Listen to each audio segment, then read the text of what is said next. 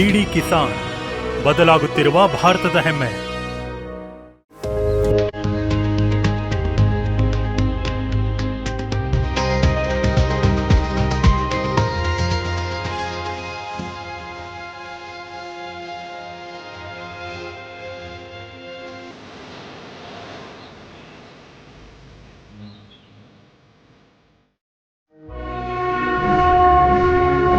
ವಿಶ್ವಾಸದ ದಾರದಿಂದ ನಂಬಿಕೆಯ ಒಂದು ಕನಸನ್ನ ಮತ್ತೊಮ್ಮೆ ಕಾಣೋಣ. ಹೊಲದಿಂದ ಸಂತೆಯ ಪ್ರಯಾಣ, ಜೊತೆಗೆ ನಿರ್ಧಾರ ಮಾಡೋಣ. ಜೈ ಜವಾನ್, ಜೈ ವಿಜ್ಞಾನ್, ಜೈ ಕಿಸಾನದಿಂದ ಜೈ ಅನುಸಂಧಾನದೊರಗಿನ ಪ್ರಯಾಣ ಜೊತೆಗೆ ಮಾಡೋಣ. ಬನ್ನಿ ಶುರು ಮಾಡೋಣ ನಿಮ್ಮ ನೆಚ್ಚಿನ ಫೇವರೇಟ್ ಶೋವನ್ನ. ಇದರ ಹೆಸರೇ ಕೃಷಿ ಚೌಪಾಲ್, ಮತ್ತಿದು ಶುರುವಾಗುತ್ತೆ ನಿಮ್ಮ ಚಪ್ಪಾಳೆಯೊಂದಿಗೆ. ದೇಶದ ಅತ್ಯಂತ ದೂರದರ್ಶಿ ರಾಜಕಾರಣಿ, ದೇಶದ ಪ್ರಧಾನಮಂತ್ರಿ ನರೇಂದ್ರ ಮೋದಿ ಒಂದು ಮಂತ್ರ ಕೊಟ್ರು, ಬ್ಯಾಕ್ ಟು ಬೇಸಿಕ್ ನದ್ದು. ಒಂದು ಮಾತು ಹೇಳಿದ್ರು, ಝೀರೋ ಬಜೆಟ್ ಕೃಷಿಯದ್ದು. ಒಂದು ಹೊಸ ಭರವಸೆ ಹುಟ್ಟಿತು ಪ್ರಾಕೃತಿಕ ಕೃಷಿಯ ಕುರಿತು. ಅದರಲ್ಲಿ ಹೇಳಿದ್ರು ರೈತರಿಗೆ ಯಾವ ತರಹದ ಲಾಭ ಆಗಬಹುದಂತ. ಮತ್ತೆ ಅದೇ ಪ್ರಾಕೃತಿಕ ಕೃಷಿಯ ಬಗ್ಗೆ ಮಾತನ್ನ ಇವತ್ತು ನಾವು ಮಾತಾಡ್ತೇವೆ. ಮತ್ತು ಆ ಮಾತನ್ನ ಮುಂದುವರಿಸೋದಕ್ಕೆ ನಾವು ತಲುಪಿದ್ದೇವೆ ಹರಿಯಾಣದ ಕುರುಕ್ಷೇತ್ರದ ಈ ಗುರುಕುಲದಲ್ಲಿ. ಇಲ್ಲಿ ಪ್ರಾಕೃತಿಕ ಕೃಷಿಯ ಪ್ರತಿ ವಿಧಾನವನ್ನ ತುಂಬಾ ಅದ್ಭುತವಾಗಿ ಅರ್ಥೈಸಲಾಗುತ್ತೆ. ಇದು ಅದೇ ಕುರುಕ್ಷೇತ್ರ ಎಲ್ಲಿ ಮಹಾಭಾರತದ ಯುದ್ಧವಾಗಿತ್ತೋ, ಆ ಕುರುಕ್ಷೇತ್ರ ಎಲ್ಲಿ ಋಷಿ ಮನುಸ್ಮೃತಿ ಬರೆದ್ರು. ಬಾಸುಮತಿ ಅಕ್ಕಿಯ ಅದ್ಭುತ ಉತ್ಪಾದನೆ ಇದೇ ಕುರುಕ್ಷೇತ್ರದಲ್ಲಿ ಆಗುತ್ತೆ. ಮತ್ತು ಹೇಳ್ತಾರೆ ಎಲ್ಲಾ ಪುಣ್ಯಗಳನ್ನ ನೀವು ಒಂದೇ ನೆರಳಲ್ಲಿ ನೋಡ್ಬೇಕಾದ್ರೆ ಹಾಗಿದ್ರೆ ನೀವು ಕುರುಕ್ಷೇತ್ರಕ್ಕೆ ಬರ್ಬೇಕು. ಅದ್ಭುತ ಐತಿಹಾಸಿಕ ಸ್ಥಳದಿಂದ ಶುರು ಮಾಡೋಣ. ಗೀತೆಯ ಆ ಉಪದೇಶಗಳನ್ನ ನೆನಪಿಸಿಕೊಳ್ಳುತ್ತಾ ಇದು ಆ ಗೀತೆಯ ಉಪದೇಶದ ಸ್ಥಳ ಕುರುಕ್ಷೇತ್ರದಲ್ಲಿ ಪ್ರಾರಂಭ ಮಾಡೋಣ. ಕೃಷಿ ಚೌಪಾಲ್ನ ವಿಜ್ಞಾನದಿಂದ ರೈತರವರೆಗೆ.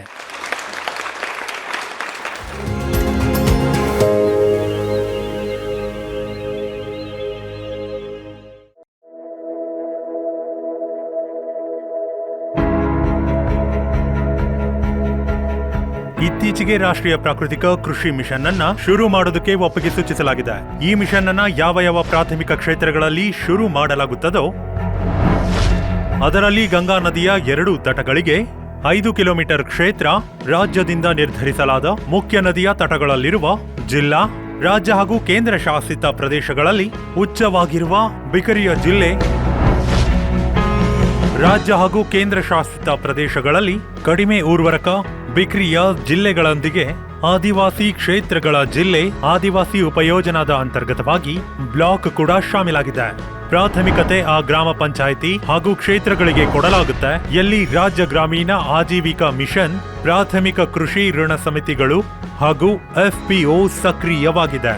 ಅದರ ಜೊತೆಗೆ ಅಭ್ಯಾಸರಥ ಪ್ರಾಕೃತಿಕ ರೈತನಿರುವನೋ ಅವರಿಗೂ ಕೂಡ ಪ್ರಾಥಮಿಕತೆ ಕೊಡಲಾಗುತ್ತೆ. ಪ್ರತಿಯೊಂದು ಚಯನಿತ ಗ್ರಾಮ ಪಂಚಾಯತದಲ್ಲಿ ಕಡಿಮೆ ಎಂದರೂ 50 ಹೆಕ್ಟೇರ್ ಹಾಗೂ ಕಡಿಮೆ ಎಂದರೂ 125 ರೈತರಿಗೆ ಸತತ ಕ್ಷೇತ್ರಗಳಿಗೆ ಪ್ರಾಕೃತಿಕ ಕೃಷಿ ಕ್ಲಸ್ಟರ್ನ ರೂಪದಲ್ಲಿ ವಿಕಸಿತ ಮಾಡಲಾಗುತ್ತೆ. ಪ್ರತ್ಯೇಕ ಕ್ಲಸ್ಟರ್ನಲ್ಲಿ 2 ಕೃಷಿ ಸಖಿ ಅಂದರೆ ಕಮ್ಯುನಿಟಿ ರಿಸೋರ್ಸ್ ಪರ್ಸನ್ನ ಅಧಿಕಾರಕ್ಕೆ ಕೊಡಲಾಗುತ್ತೆ. ಇವರು ರೈತರನ್ನ ಒಗ್ಗೂಡಿಸುತ್ತಾರೆ ಮತ್ತು ಆತ್ಮ ರಾಜ್ಯ ಗ್ರಾಮೀಣ ಆಜೀವಿಕಾ ಮಿಷನ್ನ ಅಧಿಕಾರಿಗಳು FPO ಹಾಗೂ ಪ್ರಾಥಮಿಕ ಕೃಷಿ ಋಣ ಸಮಿತಿಯ ಸದಸ್ಯರೊಂದಿಗೆ ಜೊತೆಗೂಡಿ ರೈತರಿಗೆ ನೈಸರ್ಗಿಕ ಕೃಷಿಯ ಅಭ್ಯಾಸ ಮಾಡುವಲ್ಲಿ ಸಹಾಯ ಮಾಡುತ್ತಾರೆ. ಎಲ್ಲಿ ಕೃಷಿ ಸಖಿ ಇರುವುದಿಲ್ಲವೋ ಅಲ್ಲಿ ಯಾವುದೇ ಅಭ್ಯಾಸರಥ ಪ್ರಾಕೃತಿಕ ರೈತ ಕೂಡ ಕಮ್ಯುನಿಟಿ ರಿಸೋರ್ಸ್ ಪರ್ಸನ್ ಆಗಬಹುದು. ಪ್ರಾಕೃತಿಕ ಕೃಷಿಗಾಗಿ ರೈತರನ್ನ ಪ್ರೋತ್ಸಾಹಿತರನ್ನಾಗಿಸಲು ಪ್ರೋತ್ಸಾಹ ಧನವನ್ನು ಕೊಡಲಾಗುತ್ತದೆ. ಪ್ರತಿ ತಿಂಗಳು 300 ರೂಪಾಯಿ ಪ್ರಾಕೃತಿಕ ಕೃಷಿ ಮಾಡಲು, ಹೆಚ್ಚಿನ ರೈತರಿಗೆ ಶಿಕ್ಷಣ ನೀಡಲು, ಪಶು ಧನದ ಹಣವನ್ನ ಇನ್ಪುಟ್ಸ್ ತಯಾರು ಮಾಡಲು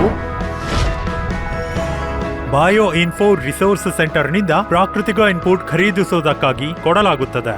400 ರೂಪಾಯಿ ಪ್ರತಿ ವರ್ಷ ಒಂದು ಕಾಲೀನ್ ಸಮರ್ಥನ ರೂಪದಲ್ಲಿ ಡ್ರಮ್ ಹಾಗೂ ಕಂಟೈನರ್ ವಗೇರೆ ಖರೀದಿಸುವುದಕ್ಕಾಗಿ ಕೊಡಲಾಗುತ್ತದೆ. ಮತ್ತೆ ರೈತರಿಗೆ 125 ರೈತರಿಗೆ ಪ್ರತಿ ಕ್ಲಸ್ಟರ್ಗೆ ವೈಜ್ಞಾನಿಕ ಫಾರ್ಮರ್ ಮಾಸ್ಟರ್ ಟ್ರೈನರ್ ಹಾಗೂ ಅಭ್ಯಾಸಿತ ಪ್ರಾಕೃತಿಕ ರೈತರ ಕಡೆಯಿಂದ NF ಮಾಡೆಲ್ ಡೆಮಾನ್ಸ್ಟ್ರೇಷನ್ ಫಾರ್ಮ್ ನಲ್ಲಿ ಪ್ರಶಿಕ್ಷಿತ ಮಾಡಲಾಗುತ್ತದೆ. ಇದರಿಂದ ಅವರು ಪ್ರಾಕೃತಿಕ ಕೃಷಿಯ ಆರಂಭವನ್ನು ಮಾಡಬಹುದು. ನಿಮಗೆ ಹೇಳಬೇಕೆಂದರೆ ಪ್ರಾಕೃತಿಕ ಕೃಷಿಯ ಉತ್ಪಾದನೆಯ ಮಾರ್ಕೆಟೀಕರಣಕ್ಕಾಗಿ ಸರಳ ಸಮುದಾಯ ಕೇಂದ್ರಿತ ಪ್ರಮಾಣನ್ ಪ್ರಣಾಳಿ ಹಾಗೂ ಕಾಮನ್ ಬ್ರ್ಯಾಂಡ್ ಮಾಡಲಾಗುತ್ತದೆ.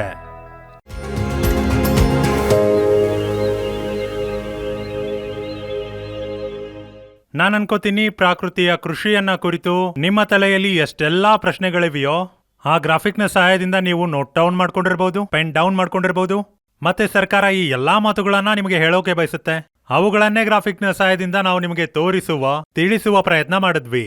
ಹಾಗಿದ್ರೆ ಬನ್ನಿ ಈಗ ಕೃಷಿ ಚೌಪಾಲ್ನ ಸೆಷನ್ ನ ಮುಂದುವರಿಸೋಣ ಮತ್ತು ನಮ್ಮ ಮುಖ್ಯ ಅತಿಥಿಗಳನ್ನ ಪರಿಚಯಿಸ್ತೀನಿ. ಮಾತಾಡೋಣ ಕೂಡ ಕೃಷಿ ಚೌಪಾಲ್ನಲ್ಲಿ ಪ್ರಾಕೃತಿಕ ಕೃಷಿಯ ಕುರಿತು. ನನ್ನ ಮೊದಲ ಸೆಷನ್ ನಲ್ಲಿ ತುಂಬಾ ವಿಶೇಷ ವ್ಯಕ್ತಿ ನಮ್ ಜೊತೆಗಿದ್ದಾರೆ. ಈಗ ನನ್ನ ಜೊತೆಗಿದ್ದಾರೆ ಮಾನ್ಯನೀಯ ರಾಜ್ಯಪಾಲ ಗುಜರಾತ್ ಆಚಾರ್ಯ ದೇವ್ರತ್ ಅವರು. ಸರ್, ನಮ್ಮ ಕಾರ್ಯಕ್ರಮಕ್ಕೆ ನಿಮಗೆ ಸ್ವಾಗತ. ಅಲ್ಲದೆ ನಮ್ಮ ಜೊತೆಗಿದ್ದಾರೆ ಹರಿಯಾಣದ ಕೃಷಿ ಮಂತ್ರಿ ಶ್ಯಾಮ್ ಸಿಂಗ್ ರಾಣಾ ಅವರು. ಮಂತ್ರಿಗಳೇ, ನಿಮಗೂ ಕೂಡ ಸ್ವಾಗತ. ಎಲ್ಲಕ್ಕೂ ಮೊದಲು ರಾಜ್ಯಪಾಲರೇ ನಿಮ್ಮಿಂದ ಶುರು ಮಾಡ್ತೀನಿ. ಸರ್, ಪ್ರಾಕೃತಿಕ ಕೃಷಿ ನಾನೆಲ್ಲ ಪ್ರಯತ್ನಗಳ ಬಗ್ಗೆ ಮಾತಾಡಬೇಕು. ಎಷ್ಟು ಸ್ಟೇಟ್ ಲೆವೆಲ್ ಅಲ್ಲಿ ಆಗ್ತಾ ಇದೆ ಮತ್ತು ರಾಷ್ಟ್ರೀಯ ಲೆವೆಲ್ ಅಲ್ಲಿ ಆಗ್ತಿದೆ ಮತ್ತು ಅದಕ್ಕೂ ಮೊದಲು ನಾವು ಆಫ್ ದ ಕ್ಯಾಮ್ರಾ ಮಾತಾಡ್ತಿದ್ವಿ. ಸರ್, ಏನೊಂದು ಬೇಸಿಕ್ ಕನ್ಫ್ಯೂಷನ್ ಇದೆ ಜೈವಿಕ ಕೃಷಿ ಹಾಗೂ ಪ್ರಾಕೃತಿಕ ಕೃಷಿಯ ನಡುವಿನದು. ಇದನ್ನ ದೂರ ಮಾಡಿ ಸರ್. ನೀವು ನನ್ನ ಜೊತೆಗಿದ್ದೀರಾ? ಇದಕ್ಕಿಂತ ಒಳ್ಳೆ ಅವಕಾಶ ನಂಗೆ ಸಿಗಲ್ಲ. ಭಾರತದ ಕೇಂದ್ರ ಸರ್ಕಾರ ಮತ್ತು ರಾಜ್ಯ ಸರ್ಕಾರಗಳು ಕಳೆದ 30-40 ವರ್ಷಗಳಿಂದ ಸಾವಯವ ಕೃಷಿಯನ್ನು ಉತ್ತೇಜಿಸಲು ಪ್ರಯತ್ನಿಸ್ತಿವೆ. ಸಾವಯವ ಕೃಷಿಯಲ್ಲಿ ಅವರು ಶಾಶ್ವತ ಗುಂಡಿಯನ್ನು ಅಗೆದು ಅವುಗಳಲ್ಲಿ ಹಸುವಿನ ಸಗಣಿ ಗೊಬ್ಬರವನ್ನು ಸೇರಿಸ್ತಾರೆ. ಅವರು ಅವುಗಳಲ್ಲಿ ಎರೆಹುಳುಗಳನ್ನು ಹಾಕ್ತಾರೆ. ಅದು ಭಾರತದಿಂದ ಬಂದದ್ದಲ್ಲ, ಅವುಗಳನ್ನು ವಿದೇಶಗಳಿಂದ ಆಮದು ಮಾಡಿಕೊಳ್ಳಲಾಗ್ತದೆ. ಇದನ್ನು ಐಸೆನಿಯಾ ಫೆಟಿಡಾ ಅಂತ ಕರೀತಾರೆ. ಇದು ಮಣ್ಣನ್ನು ತಿನ್ನೋದಿಲ್ಲ, ಕೇವಲ ಹಸುವಿನ ಸಗಣಿಯನ್ನು ತಿನ್ನುತ್ತೆ. ಭಾರತದ ಆಹಾರ ನಿಕ್ಷೇಪಗಳನ್ನು ತುಂಬುವ 2 ಮುಖ್ಯವಾದ ಆಹಾರ ಬೆಳೆಗಳೆಂದರೆ ಗೋಧಿ ಮತ್ತು ಅಕ್ಕಿ. ಈ 2 ಬೆಳೆಗಳ ಪೂರ್ಣ ಉತ್ಪಾದನೆಯನ್ನು ಸಾಧಿಸಲು ನಾವು ಬಯಸಿದರೆ 1 ಎಕರೆಗೆ 7 ಕಿಲೋಗ್ರಾಂಗಳಷ್ಟು ಸಾರಜನಕದ ಅಗತ್ಯವಿದೆ. 1 ಟನ್ ಹಸುವಿನ ಸಗಣಿ ಗೊಬ್ಬರದಲ್ಲಿ 2 kg ಸಾರಜನಕವಿದೆ. ಆದರೆ ನಮಗೆ ಬೇಕಾಗಿರೋದು 7 kg. ಅಂದರೆ ಇದರರ್ಥ ಎಕರೆಗೆ 300 ಕ್ವಿಂಟಲ್ ಸಗಣಿ ಗೊಬ್ಬರದ ಅಗತ್ಯವಿರುತ್ತದೆ. ಇದು 70 kg ಸಾರಜನಕವನ್ನು ಒದಗಿಸ್ತದೆ. 1 ಎಕರೆಗೆ 300 ಕ್ವಿಂಟಾಲ್ ಹಸುವಿನ ಸಗಣಿ ಬೇಕಾಗುತ್ತೆ. ಅಂದರೆ ನಮಗೆ 30 ಭಾರತೀಯ ಹಸುಗಳು ಬೇಕಾಗ್ತದೆ. ರೈತ 1 ಎಕರೆ ಜಮೀನಿನಲ್ಲಿ ತನ್ನ ಕುಟುಂಬವನ್ನು ಸಾಕ್ತಾನ ಅಥವಾ 30 ಹಸುಗಳನ್ನು ಸಾಕ್ತಾನ? ಇದೇ ಸಾವಯವ ಕೃಷಿಯ ವಾಸ್ತವ. ಇದನ್ನು ಪರಿಸರ ಕೃಷಿ ಅಂತಲೂ ಕರೀತಾರೆ. ಎರಡನೇದಾಗಿ, ಇಷ್ಟು ದೊಡ್ಡ ಪ್ರಮಾಣದ ಹಸುವಿನ ಸಗಣಿಯನ್ನು ಯಾವ ಹೊಲಕ್ಕೆ ಬಳಸ್ತಾರೋ ಅಲ್ಲಿ ಮೀಥೇನ್ನಂತಹ ಅನಿಲಗಳನ್ನು ಉತ್ಪಾದಿಸುತ್ತೆ. ಇದು ಗ್ಲೋಬಲ್ ವಾರ್ಮಿಂಗ್ಗೆ ಕಾರಣವಾಗುತ್ತೆ. ಹಾಗಾಗಿ ಇದು ಸಾವಯವ ಕೃಷಿಯ ವಿಧಾನ. ಈಗ ಅಸ್ವಾಭಾವಿಕ ಕೃಷಿ ಅಂದ್ರೇನು? ಇದಕ್ಕೆ ಯಾವುದೇ ಹೊರಗಿನ ಇನ್ಪುಟ್ ಅಗತ್ಯವಿಲ್ಲ. ಇದಕ್ಕೆ ಕೇವಲ 1 ಕುಟುಂಬದಲ್ಲಿ 1 ಭಾರತೀಯ ಹಸು ಬೇಕು. ಈ ಭಾರತೀಯ ಹಸುವನ್ನು 1-2 ಎಕರೆ ಇಟ್ಕೊಳ್ಳೋ ರೈತರಷ್ಟೇ ಅಲ್ಲದೆ 4-5 ರೈತರು ಸೇರಿ 1 ಹಸುವನ್ನು ಸಾಕಿದರೂ ಸಾಕು. ನೈಸರ್ಗಿಕ ಕೃಷಿಯ ಮೂಲ ತತ್ವ ಯಾವುದು? ನೀವು ಕಾಡಿಗೆ ಹೋಗಿರ್ಬೋದು. ನೀವು ಕಾಡಿನಲ್ಲಿ ಹೋದಾಗ ಎಷ್ಟೊಂದು ರೀತಿಯ ಮರಗಳು ಮತ್ತು ಸಸ್ಯಗಳಿರುತ್ತವೆ. ನಾನು ನಿಮ್ಮೆಲ್ಲ ರೈತ ಮಿತ್ರರನ್ನು ಕೇಳ್ತೀನಿ, ಕಾಡಿನ ಮರಗಳಿಗೆ ಯೂರಿಯಾವನ್ನು ಯಾರು ಹಾಕ್ತಾರೆ? DAPಯನ್ನು ಯಾರು ಹಾಕ್ತಾರೆ? ಕೀಟನಾಶಕಗಳನ್ನು ಯಾರು ಹಾಕ್ತಾರೆ? ಹಸುವಿನ ಸಗಣಿ ಗೊಬ್ಬರವನ್ನು ಯಾರು ಹಾಕ್ತಾರೆ? ನೀರು ಕೊಡಲಿಕ್ಕೆ ಯಾರು ಹೋಗ್ತಾರೆ? ಯಾರೂ ಇಲ್ಲ. ಕಾಡಿನ ಮರಗಳು ತಮ್ಮದೇ ಆದ ಸಮಯದಲ್ಲಿ ಬೆಳೆಯುತ್ತವೆ ಮತ್ತು ಹಣ್ಣುಗಳನ್ನು ನೀಡ್ತವೆ. ಕಾಡಿನ ಮರದ ಯಾವುದೇ ಎಲೆಯನ್ನು ಕೀಳೋ ಮತ್ತು ಪ್ರಯೋಗಶಾಲೆಗೆ ತೆಗೆದುಕೊಂಡು ಹೋಗೋ, ಅವುಗಳಲ್ಲಿ ಯಾವುದೇ ಒಂದು ಪೋಷಕಾಂಶಗಳ ಕೊರತೆ ಇರೋದಿಲ್ಲ. ರಂಜಕ, ಸತು, ಪೊಟ್ಯಾಷಿಯಂ, ಮೆಗ್ನೀಷಿಯಂ, ಕಬ್ಬಿಣ, ತಾಮ್ರ ಇದೆಲ್ಲವೂ ಇರುತ್ತೆ. ಎಲ್ಲಿಂದ ಬಂತದು? ನೇಚರ್ ಕೊಟ್ಟಿದೆ, ಪ್ರಕೃತಿ ಕೊಟ್ಟಿದೆ. ಇದೇನು ಈ ಒಂದು ದೊಡ್ಡ ತಂತ್ರವನ್ನು ನಾವು ಬಳಸ್ತಾ ಇದ್ದೀವಿ, ಹೊರಗಿನಿಂದ ತಂದು ಹೊಲದಲ್ಲಿ ಹಾಕೋದು. ಇದಕ್ಕೆ ಮೂಲ ಕಾರಣವೇನು? ಇದರ ಮೂಲ ಕಾರಣವೆಂದರೆ ಡಾಕ್ಟರ್ ಸ್ವಾಮಿನಾಥನ್ ಅವರು 1960ರ ದಶಕದಲ್ಲಿ ಹಸಿರು ಕ್ರಾಂತಿಯನ್ನು ಪ್ರಾರಂಭಿಸಿದರು. ನಾವು ಅದರ ವಿರುದ್ಧವಾಗಿಲ್ಲ, ಅದು ಸಮಯದ ಅಗತ್ಯವಾಗಿತ್ತು.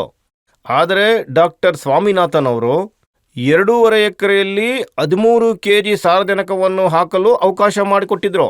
13 kg, ಮತ್ತೆ ಇಳುವರಿ ಬಹಳವಾಗಿತ್ತು. ಆದರೆ ಇವತ್ತಿನ ಪರಿಸ್ಥಿತಿ ಏನು? ಇವತ್ತು ಪ್ರತಿಯೊಂದು ಎಕರೆಯಲ್ಲಿ ರೈತರು ಆಲೂಗಡ್ಡೆ ಕೃಷಿಗೆ 13 ಚೀಲ ರಸಗೊಬ್ಬರಗಳನ್ನು ಹಾಕ್ತಿದ್ದಾರೆ. ಈ ಹೆಚ್ಚಳ ಯಾಕಾಯಿತು? ಇದಕ್ಕೆ ಕಾರಣವೆಂದರೆ ಹಸಿರು ಕ್ರಾಂತಿ ಶುರು ಮಾಡಿದಾಗ ಆ ಸಮಯದಲ್ಲಿ ಇಡೀ ದೇಶದ ಭೂಮಿಯ ಸಾವಯವ ಇಂಗಾಲದ ಅಂಶವು 2-2.5% ಕಾಡಿನಲ್ಲಿ ಬೆಳೆಯುವಂತೆ ಬೆಳೆಗಳು ಬೆಳೆದವು. ಮತ್ತೆ ಅದರಲ್ಲಿ ಸಾಕಷ್ಟು ಬ್ಯಾಕ್ಟೀರಿಯಾ, ಸೂಕ್ಷ್ಮ ಜೀವಿಗಳು, ಎರೆಹುಳುಗಳು ಇದ್ವು, ಬಹಳಷ್ಟು ಪ್ರಮಾಣದಲ್ಲಿದ್ವು. ಯೂರಿಯಾ, DAP, ಕೀಟನಾಶಕಗಳನ್ನು ಹಾಕಿ ನಾವು ಎಲ್ಲ ಬ್ಯಾಕ್ಟೀರಿಯಾಗಳನ್ನು ಕೊಂದಿದ್ದೇವೆ, ಎಲ್ಲ ಎರೆಹುಳುಗಳನ್ನು ಕೊಂದಿದ್ದೇವೆ. ಯಾವುದು ಸಸ್ಯಗಳಿಗೆ ಆಹಾರವನ್ನು ಒದಗಿಸ್ತಿತ್ತೋ ಅಂತಹ ಸೂಕ್ಷ್ಮ ಜೀವಿಗಳನ್ನು ಕೊಂದಿದ್ವು. ಹಾಗಾದಾಗ ಬೆಳೆ ಹೇಗೆ ಬೆಳೆಯುತ್ತೆ? ಸಹೋದರ ಸಹೋದರಿಯರೇ, ನಾನು ನಿಮಗೆ ಒಂದು ಕೇಳ್ತೀನಿ. ಇದೇನು ಈ ಸೂಕ್ಷ್ಮ ಜೀವಿಗಳಿದ್ದಾವೆ, ಇದನ್ನು ನಾವು ನೈಸರ್ಗಿಕ ಕೃಷಿಯಲ್ಲಿ ಹೆಚ್ಚಿಸುವ ಕೆಲಸ ಮಾಡ್ತಿದ್ವಿ. ಇದಕ್ಕಾಗಿ ತುಂಬ ಸರಳವಾದ ವಿಧಾನವೆಂದರೆ ಅದೇನೆಂದರೆ, ನೀವೊಂದು 200 ಲೀಟ್ರ್ ಡ್ರಮ್ ತಗೊಳ್ಳಿ, ಅದನ್ನು ನೆರಳಿನಲ್ಲಿಡಿ, 180 ಲೀಟ್ರ್ ನೀರನ್ನು ತುಂಬಿಸಿ. ಅದಕ್ಕೆ ಭಾರತೀಯ ಹಸುಗಳು ಸಾಹಿವಾಲ್, ಥರ್ಪಾರ್ಕರ್, ರತಿ, ಗಿರ್, ಹರಿಯಾಣವಿ, ಕಂಕ್ರೇಸ್, ಈ ಗುಣಗಳು ಕೇವಲ ಈ ಹಸುಗಳಲ್ಲಿ ಮಾತ್ರ ಕಂಡುಬರುತ್ತೆ, ಬೇರೆ ಯಾವುದೇ ತಳಿ ಹಸುಗಳಲ್ಲ.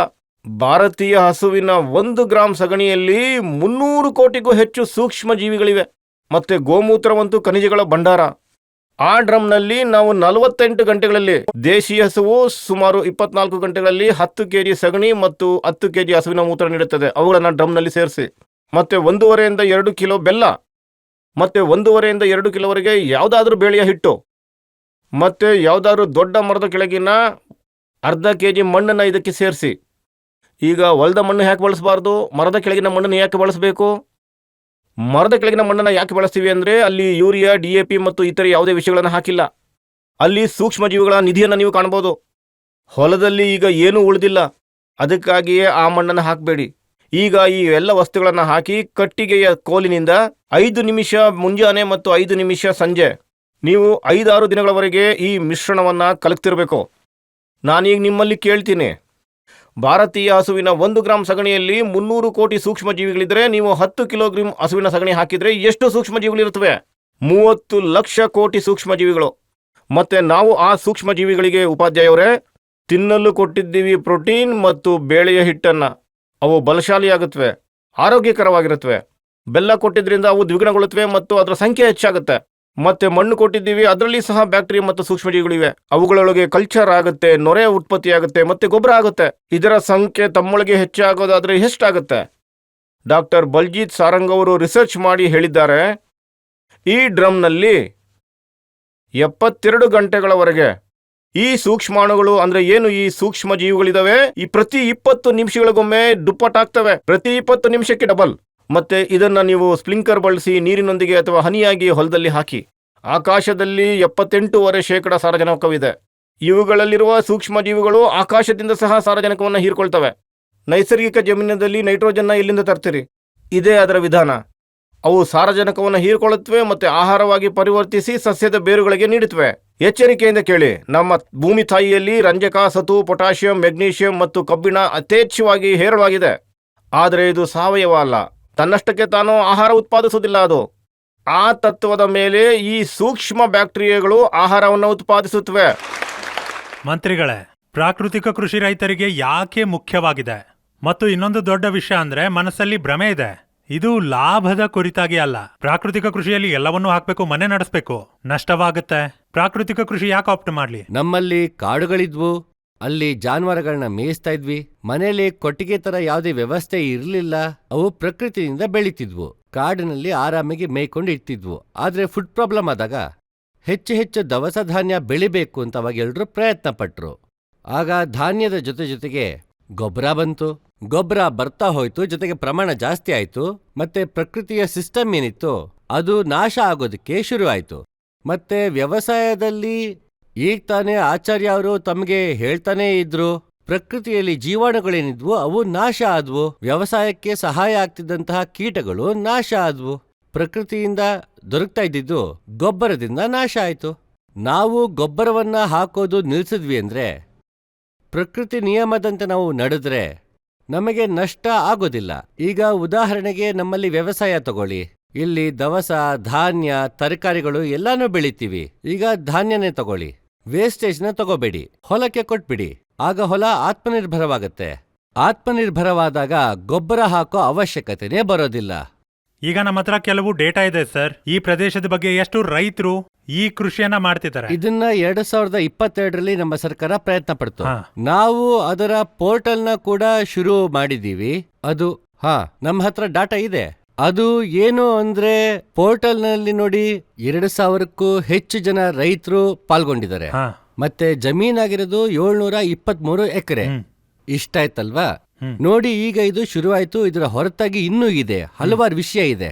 ಹೊಲದಿಂದ ಧಾನ್ಯವನ್ನ ಪಡೆದು ಮಿಕ್ಕಿದ ವಸ್ತುಗಳನ್ನ ವಾಪಸ್ ಹೊಲಕ್ಕೆ ಕೊಡ್ತೀವಿ ಅನ್ನೋದನ್ನ ಬಲವಾಗಿ ನಂಬಿದ್ರೆ, ಕಳೆಗಳನ್ನ ಸುಡದೆ ವಾಪಸ್ ಹೊಲಕ್ಕೆ ಕೊಟ್ರೆ, ಕಟಾವಾದ ನಂತರ ಏನ್ ಉಳಿಯುತ್ತೆ ಅದನ್ನ ನಾವು ವಾಪಸ್ ಹೊಲಕ್ಕೆ ಕೊಟ್ವಿ ಅಂತಂದ್ರೆ ಅದು ಲಾಭ ಆಗತ್ತೆ. ಸಾಮಾನ್ಯವಾಗಿ ನಾವು ಕಟಾವಾದ್ಮೇಲೆ ಫಲಾನ ಬಿಟ್ಟು ಮಿಕ್ಕಿದೆಲ್ಲ ಸುಟ್ಟಾಕ್ತಿವಿ. ಆ ರೀತಿ ನಾವು ಸುಟ್ಟಾಕೋದ್ರ ಬದಲಾಗಿ ಹೊಲಕ್ಕೆ ಕೊಡಬೇಕು. ಆಗ ಗೊಬ್ಬರದ ಅವಶ್ಯಕತೆನೆ ಬರಲ್ಲ. ನಮ್ಮ ಧಾನ್ಯ ಅಷ್ಟೇ ಅಲ್ಲ, ಇಡೀ ಪ್ರಕೃತಿ ನೋಡಿ, ಸೂರ್ಯ ಚಂದ್ರ ಎಲ್ಲವೂ ಪ್ರಕೃತಿಯ ಪ್ರಕಾರ ನಡೀತಾರದಲ್ವಾ? ಮತ್ತೆ ನಮ್ಮ ವ್ಯವಸಾಯನ ಪ್ರಕೃತಿ ನೋಡ್ಕೊಳ್ಳೋದಿಲ್ವಾ? ಇದು ಎಷ್ಟು ಚಿಕ್ಕ ಕೆಲಸ. ಪ್ರಕೃತಿ ಇಡೀ ಸೃಷ್ಟಿನೇ ನಡೆಸ್ತಿರೋವಾಗ ಒಂದು ಕಾಲದಲ್ಲಿ ವ್ಯವಸಾಯ ಕೂಡ ಪ್ರಕೃತಿ ಮೇಲೆ ನಡೆದಿರೋದು. ಆದ್ರೆ ನಾವೇ ಪ್ರಕೃತಿಯ ವಿರುದ್ಧವಾಗಿ ವ್ಯವಸಾಯನ ಮಾಡಿರೋದು. ಅದಕ್ಕೆ ನಮಗೀಗ ಹಾನಿಯಾಗಿರೋದು. ರಾಜ್ಯಪಾಲರೇ, ನಾನು ಗುಜರಾತ್ ಬಗ್ಗೆ ಮಾತಾಡುವಾಗ ಗುಜರಾತ್ನಲ್ಲಿ ವಿಶೇಷವಾಗಿ ಪ್ರಾಕೃತಿಕ ಕೃಷಿ ವಿಕಾಸ್ ಯೋಜನೆಯ ಉದ್ಘಾಟನೆ ಮಾಡಿದ್ರಿ. ನಿಮಗ್ ಚೆನ್ನಾಗೇ ಗೊತ್ತಿದೆ ಸರ್. ಅಲ್ಲೇನು ದಕ್ಷಿಣ ಗುಜರಾತ್ ಇದೆ, ಅದರ ಡಾಂಗ್ ಜಿಲ್ಲೆ ಏನಿದೆ ಅದು ಪೂರ್ತಿಯಾಗಿ ರಸಾಯನ ಮುಕ್ತವಾಗಿದೆ. ಸರ್, ಇಂತಹ ಏನು ಘಟನೆಗಳಿವೆ ಅವು ಜನರಿಗೆ ಇನ್ಸ್ಪೈರ್ ಮಾಡುತ್ತೆ. ಮತ್ತೆ ನಿಮ್ಮ ರಿಪೋರ್ಟ್ ಏನಿದೆ, ಹಿಮಾಚಲದಿಂದ ಗುಜರಾತ್ ವರೆಗೆ ನೀವೇನ್ ಪ್ರಯತ್ನ ಮಾಡಿದ್ರು ಸರ್? ಡಾಂಗ್ ಜಿಲ್ಲೆಯ ತರಹ ಭಾರತದಲ್ಲಿ ಎಲ್ಲಾ ಜಿಲ್ಲೆ ವಿಕಸಿತವಾಗಬೇಕು ಅಂತ ಒಂದು ಬೋರ್ಡ್ ಆಗ್ಬೇಕು. ಇದೇನು ಪ್ರಾಕೃತಿಕ ಮಿಷನ್ ರಾಷ್ಟ್ರದ ಕಡೆಯಿಂದ, ಸರ್ಕಾರದ ಕಡೆಯಿಂದ ಮಿಷನ್ ಮೂಡಲಿ ತರೋ ಅವಶ್ಯಕತೆ ಇದರಿಂದಾಗಿದ್ಯಾ? ಭಾರತದ ಯಶಸ್ವಿ ಪ್ರಧಾನಮಂತ್ರಿ ಶ್ರೀ ನರೇಂದ್ರ ಮೋದಿಯವರಿಗೆ ನಾನು ಧನ್ಯವಾದ ಹೇಳಲು ಬಯಸ್ತೀನಿ. ಅವರು ನೈಸರ್ಗಿಕ ಕೃಷಿಯ ಬಗ್ಗೆ ಕಲಿತಾಗಿನಿಂದ ಅವರು ಯಾವಾಗಲೂ ಒಂದು ವಿಷಯದ ಬಗ್ಗೆ ಕಾಳಜಿ ವಹಿಸ್ತಾರೆ. ಭಾರತೀಯ ರೈತರು ಸ್ವಾವಲಂಬಿಗಳಾಗಬೇಕು, ಸಮೃದ್ಧರಾಗಿರಬೇಕು ಮತ್ತು ಮುಂದುವರೆದವರಾಗಿರಬೇಕು. ನಮ್ಮ ಭೂತಾಯಿ ಉಳಿಬೇಕು, ನೀರು ಉಳಿಬೇಕು ಮತ್ತು ಪರಿಸರ ಉಳಿಬೇಕು. ಈ ದಿಕ್ಕಿನಲ್ಲಿ ಅವರು ನೈಸರ್ಗಿಕ ಕೃಷಿಯನ್ನು ಉತ್ತೇಜಿಸಿದ್ರು ಮತ್ತು ಈಗ ಇದು ರಾಷ್ಟ್ರೀಯ ನೈಸರ್ಗಿಕ ಕೃಷಿ ಮಿಷನ್ ಆಗಿ ಮಾರ್ಪಟ್ಟಿದೆ. ಈಗಿದು ರಾಷ್ಟ್ರೀಯ ನೈಸರ್ಗಿಕ ಕೃಷಿ ಮಿಷನ್ ಆಗಿ ಮಾರ್ಪಟ್ಟಿದೆ. ಈಗೇನು ನೀವು ಡಾಂಗ್ನ ಬಗ್ಗೆ ಹೇಳಿದ್ರಿ, ನಾನು ಆ ಜಿಲ್ಲೆಗೆ ಅನೇಕ ಬಾರಿ ಹೋಗಿದ್ದೀನಿ. ಅದು ಒಂದು ಗುಜರಾತ್ನ ಬುಡಕಟ್ಟು ಪ್ರದೇಶವಾಗಿದೆ. ಮತ್ತು ನಾನು ಸರ್ಕಾರದಲ್ಲಿ ಈ ಬಗ್ಗೆ ವಿನಂತಿಸಿದ್ದೇನೆ, ಒಂದು ಜಿಲ್ಲೆಯನ್ನು ಸಂಪೂರ್ಣವಾಗಿ ರಾಸಾಯನಿಕ ಮುಕ್ತ ಮತ್ತು ನೈಸರ್ಗಿಕ ಕೃಷಿ ಜಿಲ್ಲೆಯನ್ನಾಗಿ ಮಾಡಬೇಕಂತ. ನೀವು ಇದನ್ನು ಕೇಳಿ ಸಂತಸ ಪಡ್ತೀರಿ. ಆ ಪೂರ್ತಿ ಜಿಲ್ಲೆಯಲ್ಲಿ ಯಾವುದೇ ಒಂದು ಅಂಗಡಿಯಲ್ಲಿ ಯೂರಿಯಾ, DAP ಅಥವಾ ಕೀಟನಾಶಕ ಸಿಗೋದಿಲ್ಲ. ಮತ್ತು ಆ ಇಡೀ ಜಿಲ್ಲೆ ನೈಸರ್ಗಿಕ ಕೃಷಿ ಜಿಲ್ಲೆಯಾಗಿ ಮಾರ್ಪಟ್ಟಿದೆ. ಮತ್ತು ಗುಜರಾತ್ನಲ್ಲಿ, ಇಡೀ ಗುಜರಾತ್ನಲ್ಲಿ ತಳಾ 5 ಹಳ್ಳಿಗಳ ಕ್ಲಸ್ಟರ್ ವಿಲೇಜನ್ನಾಗಿ ಮಾಡಿದೆ. ಮತ್ತು ಆ ಹಳ್ಳಿಗಳಲ್ಲಿ ನೈಸರ್ಗಿಕ ಕೃಷಿಯನ್ನು ಅಭ್ಯಾಸ ಮಾಡುವ ಒಬ್ಬ ರೈತ ಇರ್ತಾನೆ. ಅವನಿಗೆ ನಾವು ತರಬೇತಿ ಕೊಟ್ಟಿದ್ದೇವೆ. ಮನೆಯಲ್ಲಿ ಹಸುವನ್ನು ಸಾಕ್ತಾರೆ ಮತ್ತು ಅವರು ತಮ್ಮ ಮನೆಯಲ್ಲಿ ನೈಸರ್ಗಿಕ ಕೃಷಿಯ ಮಾದರಿಯನ್ನು ಮಾಡಿದ್ದಾರೆ. ನಾವು ಅವರನ್ನು ಮಾಸ್ಟರ್ ಟ್ರೈನರ್ ಆಗಿ ಮಾಡಿದ್ದೇವೆ. ಮತ್ತು ಒಬ್ಬ ಕೃಷಿ ಇಲಾಖೆಯ ವ್ಯಕ್ತಿ ಅವನಿಗೆ ಮಾಸ್ಟರ್ ತರಬೇತುದಾರನಾಗಿರ್ತಾನೆ. ಅದರ ಪರಿಣಾಮ ಅಂದರೆ ನಮ್ಮ ಹಳ್ಳಿಗಳಲ್ಲಿ, ಗುಜರಾತಲ್ಲಿ ಯಾವುದೇ ಪಂಚಾಯಿತಿಯಲ್ಲಿಯೂ ಸಹ ಕನಿಷ್ಠ 75 ರೈತರು ನೈಸರ್ಗಿಕ ಕೃಷಿಯಲ್ಲಿ ತೊಡಗಿಸಿಕೊಳ್ಳದೆ ಉಳಿದಿಲ್ಲ. ಈಗ ಈ ಅಭಿಯಾನ ಬೆಳೀತಲೇ ಇದೆ. ನಮ್ಮ ಗುಜರಾತ್ ಸರ್ಕಾರವು ಯಾವ ರೈತರು ಈ ಹಸುವನ್ನು ಸಾಕ್ತಾನೆ ಅವರಿಗೆ ಪ್ರತಿ ತಿಂಗಳು 900 ರೂಪಾಯಿಗಳನ್ನು ಕೊಡ್ತಿದ್ದೀವಿ. ಯಾಕೆಂದ್ರೆ ಅವರಿಗೆ ಆ ಹಸುವಿನ ಸಾಕಾಣಿಕೆಗೆ ಸಹಾಯವಾಗಲಿ ಅಂತ. ಆಮೇಲೆ ಇಲ್ಲಿರುವಂತಹ 1.86 ಲಕ್ಷ ರೈತರ ಬಗ್ಗೆ ಕೂಡ ಅಪ್ಡೇಟ್ ಮಾಡ್ತೀನಿ ಸರ್. ಪೂರ್ತಿ ಹೋಮ್ವರ್ಕ್ ತುಂಬಾ ಒಳ್ಳೆಯದು, ಧನ್ಯವಾದ. ಥ್ಯಾಂಕ್ ಯು ಉಪಾಧ್ಯಾಯ ಅವರೇ. ಸಖಿ, ಕೃಷಿ ಸಖಿ, ಪ್ರತಿ ಹಳ್ಳಿಯಲ್ಲಿ ಒಬ್ಬ ಸಹೋದರಿಗೆ ಟ್ರೈನ್ ಮಾಡಲಾಗುತ್ತೆ. ಅವಳು ತನ್ನದೇ ಸ್ವಂತ ಹಳ್ಳಿಯಲ್ಲಿ ಇತರ ಸಹೋದರಿಯರಿಗೆ ತರಬೇತಿ ನೀಡ್ತಾಳೆ ಮತ್ತು ಅವರಿಗಾಗಿ ಕೈ ಹಿಡಿಯುವ ಕೆಲಸವನ್ನು ಮಾಡ್ತಾಳೆ. ಆದ್ದರಿಂದ ಈ ಅಭಿಯಾನವು ಮುಂದಿನ ವರ್ಷ ಇನ್ನಷ್ಟು ವೇಗವನ್ನು ಪಡೆಯುತ್ತೆ. ಸ್ವಲ್ಪ ವೈಂಡ್ ಅಪ್ ಮಾಡೋ ತರ ಇದೆ. ಆದ್ರೆ ಮಂತ್ರಿಜಿ, ಹರಿಯಾಣ ಏನು ಕೃಷಿಗಾಗಿ ಗುರುತಿಸಲಾಗುತ್ತೋ, ರೈತಕಿಗಾಗಿ ನೀವು ಸ್ವತಃ ರೈತರು ಸರ್. ಇವತ್ ನನಗೆ 2 ಮಂತ್ರ ಹೇಳಿ ಹೋಗಿ ಸರ್. ಈ ಸೆಷನ್ ಅಲ್ಲಿ ಹರಿಯಾಣದ ರೈತರು ಏನಾದ್ರೂ ಪ್ರಾಕೃತಿಕ ಕೃಷಿಯನ್ನ ಮಾಡ್ಬೇಕಾದ್ರೆ 2 ಫಾರ್ಮುಲಾ ಸರ್, ನಿಮ್ಮ ಅನುಭವದ ಮೂಲಕ ಹೇಳಿ. ನೋಡಿ, ಯಾರು ನೈಸರ್ಗಿಕ ಕೃಷಿಯನ್ನ ಮಾಡಿ ತಮ್ಮದೇ ಆದ ಬ್ರ್ಯಾಂಡ್ ನ ಕ್ರಿಯೇಟ್ ಮಾಡ್ತಾರೆ ಅವರಿಗೆ ಸರ್ಕಾರದ ವತಿಯಿಂದ 20,000 ರೂಪಾಯಿ ಕೊಡಲಾಗುತ್ತೆ. ತಿಂಗಳಿಗ ವರ್ಷಕ್ಕ? ಬ್ರ್ಯಾಂಡಿಂಗ್ ಒಂದೇ ಸಲಕ್ಕಾಗೋದ್ರಿಂದ ಒಂದೇ ಸಲ ನಾವು ಕೊಡಕ್ಕಾಗುತ್ತೆ. ಯಾರು ದೇಸಿ ಹಸುಗಳನ್ನ ಸಾಕ್ತಾರೋ ಅವ್ರಿಗೆ ಮೊದಲು 25,000 ರೂಪಾಯಿ ಕೊಡ್ತಾ ಇದ್ವಿ. ಇವತ್ತು ನಮ್ಮನ್ನ ಕರೆದಿದ್ದೀರಾ, 5,000 ರೂಪಾಯಿ ಜಾಸ್ತಿ ಮಾಡಿ. ಅರೆ ವಾ, ಎಂತ ಮಾತು.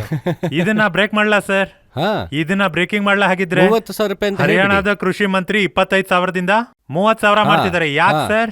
ದೇಸಿ ಹಸುವನ್ನ ಸಾಕೋರಿಗೆ 30,000 ನೋಡಿ, ರೂಪಾಯಿ ಕೊಡ್ತೀವಿ ಇದು ಅಂತ. ದೂರದರ್ಶನ್ ಒಂದು ಹಸುಗೆ. ಕಿಸಾನ್ ನ ಪರಿಣಾಮ. ಒಂದು ಹಸುಗೆ. ಒಂದು ಆಕಳು ಒಂದು ಹಸುಗೆ. ಒಟ್ಟಿನಲ್ಲಿ 30,000. 30,000. ಮತ್ತೆ ನೀವೀ ಘೋಷಣೆ ಮೊದಲ ಇದು ಬಾರಿ ಕೂಡ ಇಲ್ಲಿ ಘೋಷಣೆ ಮಾಡ್ತಿದ್ದೀರಿ. ಇಲ್ಲ, ಇದನ್ನ ಸರ್ಕಾರ ಮೊದಲೇ ಮಾಡ್ಬೇಕು ಅನ್ಕೊಂಡಿತ್ತು. ನೀವು ಇಲ್ಲಿ ಆದ್ರೆ ಮಾಡ್ತಿದ್ದೀರಿ. ಇವತ್ತು ನಾವು ನಿಮ್ಮೆದುರಿಗೆ ಪ್ರಚಾರ ಮಾಡ್ತಾ ಇದೀವಿ. 30,000 ಓಕೆ ರೂಪಾಯಿ ಸರ್, ಕೊಡ್ತೀವಿ ಅಂತ. ಚಪ್ಪಾಳೆ ಬಾರಿಸಿ. ಈ ಮಂತ್ರಿಯವರಲ್ಲಿ ಘೋಷಣೆಯನ್ನ ನನ್ನ ಸ್ವಾಗತ ನಿವೇದನೆ ಮಾಡ್ಕೋಬೇಕು. ಏನಂದ್ರೆ, ಯಾರು ಪ್ರಾಕೃತಿಕ ಕೃಷಿಯನ್ನ ಮಾಡ್ತಾರೆ ಅವರಿಗೆ ಹಸುವನ್ನ ಕೊಡಿ. ಹೌದು, ಯಾರು ಹೌದು. ನೈಸರ್ಗಿಕ ಕೃಷಿ ಮಾಡ್ತಾರೆ, ಹಸು ಪ್ರಕೃತಿಯ ಫ್ಯಾಕ್ಟರಿ ಆಗಿದೆ. ಅದು ಎಲ್ಲೆಲ್ಲಿಗೆ ಹೋಗುತ್ತೋ ಅಲ್ಲಿ ತಾನಾಗೆ ಪ್ರಕೃತಿ ಆಗೋಗುತ್ತೆ. ಮುಂದಿನ ಭೇಟಿ ಖಂಡಿತ ಆಗುತ್ತೆ ಸರ್ ಈ ದೂರದರ್ಶನ್ ಕಿಸಾನ್ ನಲ್ಲಿ. ನೀವಿಬ್ರು ತುಂಬಾ ಸಮಯ ಕೊಟ್ರಿ, ಇಷ್ಟು ಸುಂದರ ಮಾತುಗಳನ್ನಾಡಿದ್ರಿ. ತುಂಬಾ ಆಭಾರಿ ಸರ್ ಧನ್ಯವಾದಗಳು ನಾನು ನಿಮ್ಗೆ. Upadhyaya Thank you so much. ಎಲ್ಲ ರೈತ ಅಣ್ಣ ತಮ್ಮದರಿಗೂ ಕೂಡ ನಮಸ್ಕಾರ. ಸೊ ಈಗ ಒಂದು ಚಿಕ್ಕ ಬ್ರೇಕ್ ಅನ್ನ ತಗೋತಿದೀವಿ. ಬ್ರೇಕ್ ನ ನಂತರ ಈ ಸೆಷನ್ ನ ಮುಂದುವರ್ಸೋಣ. ಇನ್ನಷ್ಟು ವಿಶೇಷ ಅತಿಥಿಗಳಿರ್ತಾರೆ. ಇವತ್ ಕೇವಲ ನಿಮ್ಮ ಮಾತು, ನಿಮ್ಮ ಆರೋಗ್ಯದ್ದು, ನಿಮ್ಮವರದ್ದು. ನಾವೇನೆ ನಿಮ್ಮ ಜೊತೆಗೆ ಇರ್ತೀವಿ, ನಿಮ್ಮ ಮಾತು ಹೇಳ್ತೀವಿ. ಒಂದು ಸಣ್ಣ ಬ್ರೇಕ್, ಬೇಗ ಬರ್ತೀನಿ.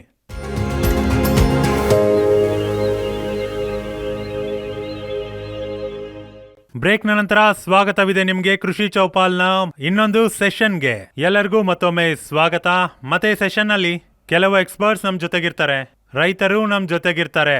ಅಂದ್ರೆ ನಮ್ಮ ವಿಜ್ಞಾನಿಗಳು ರೈತರ ಪ್ರತಿ ಪ್ರಶ್ನೆಯ ಉತ್ತರ ಕೊಡ್ತಾರೆ. ಸೊ ಈ ಸೆಷನ್ ನ ವಿಧಿವತ್ತಾಗಿ ಶುರು ಮಾಡೋಣ. ಹಾಗೆ ನಾನ್ ನಿಮ್ಗೆ ಪರಿಚಯ ಮಾಡಿಸ್ತೀನಿ. ಡಾಕ್ಟರ್ ಎಸ್ ಕೆ ಮಲ್ಹೋತ್ರಾ, ಕುಲಪತಿ ಮಹಾರಾಣಾ ಪ್ರತಾಪ್, ಹಾರ್ಟಿಕಲ್ಚರ್ ಯೂನಿವರ್ಸಿಟಿ ಕರ್ನಾಲ್ದಿಂದ. ಇವರು ನಮ್ ಜೊತೆಗಿದ್ದಾರೆ. ಮತ್ತೆ ನಮ್ ಜೊತೆಗಿದ್ದಾರೆ ಡಾಕ್ಟರ್ JP ಮಿಶ್ರಾ, ಡೈರೆಕ್ಟರ್ ಕೃಷಿ ಟೆಕ್ನಿಕ್ ನ ಅನುಪ್ರಯೋಗ ಅನುಸಂಧಾನ ಸಂಸ್ಥೆ, ಜೋಧ್ಪುರ್. ಸರ್, ಸ್ವಾಗತ ನಿಮ್ಗೆ. ಮೊದಲು ಡಾಕ್ಟರ್ ಮಲ್ಹೋತ್ರಾ ಅವರೇ, ನಿಮ್ಮಿಂದಾನೇ ಪ್ರಾರಂಭ ಮಾಡ್ತೀನಿ. ಸರ್, ನೀವು ಬಾಗ್ವಾನಿ ಫಸಲಲ್ಲಿ ಪ್ರಾಕೃತಿಕ ಕೃಷಿಯ ಈ ಇಂಪಾರ್ಟೆನ್ಸ್ ಅನ್ನ ಹೇಗೆ ಅಳಿತೀರಿ ಸರ್? ಎಷ್ಟು ಇಂಪಾರ್ಟೆನ್ಸ್ ನಿಮಗಿದೆ ಅಂತ ಅನ್ಸುತ್ತೆ? ನಿಮ್ಮ ಅನಾಲಿಸಿಸ್ ಏನ್ ಹೇಳುತ್ತೆ?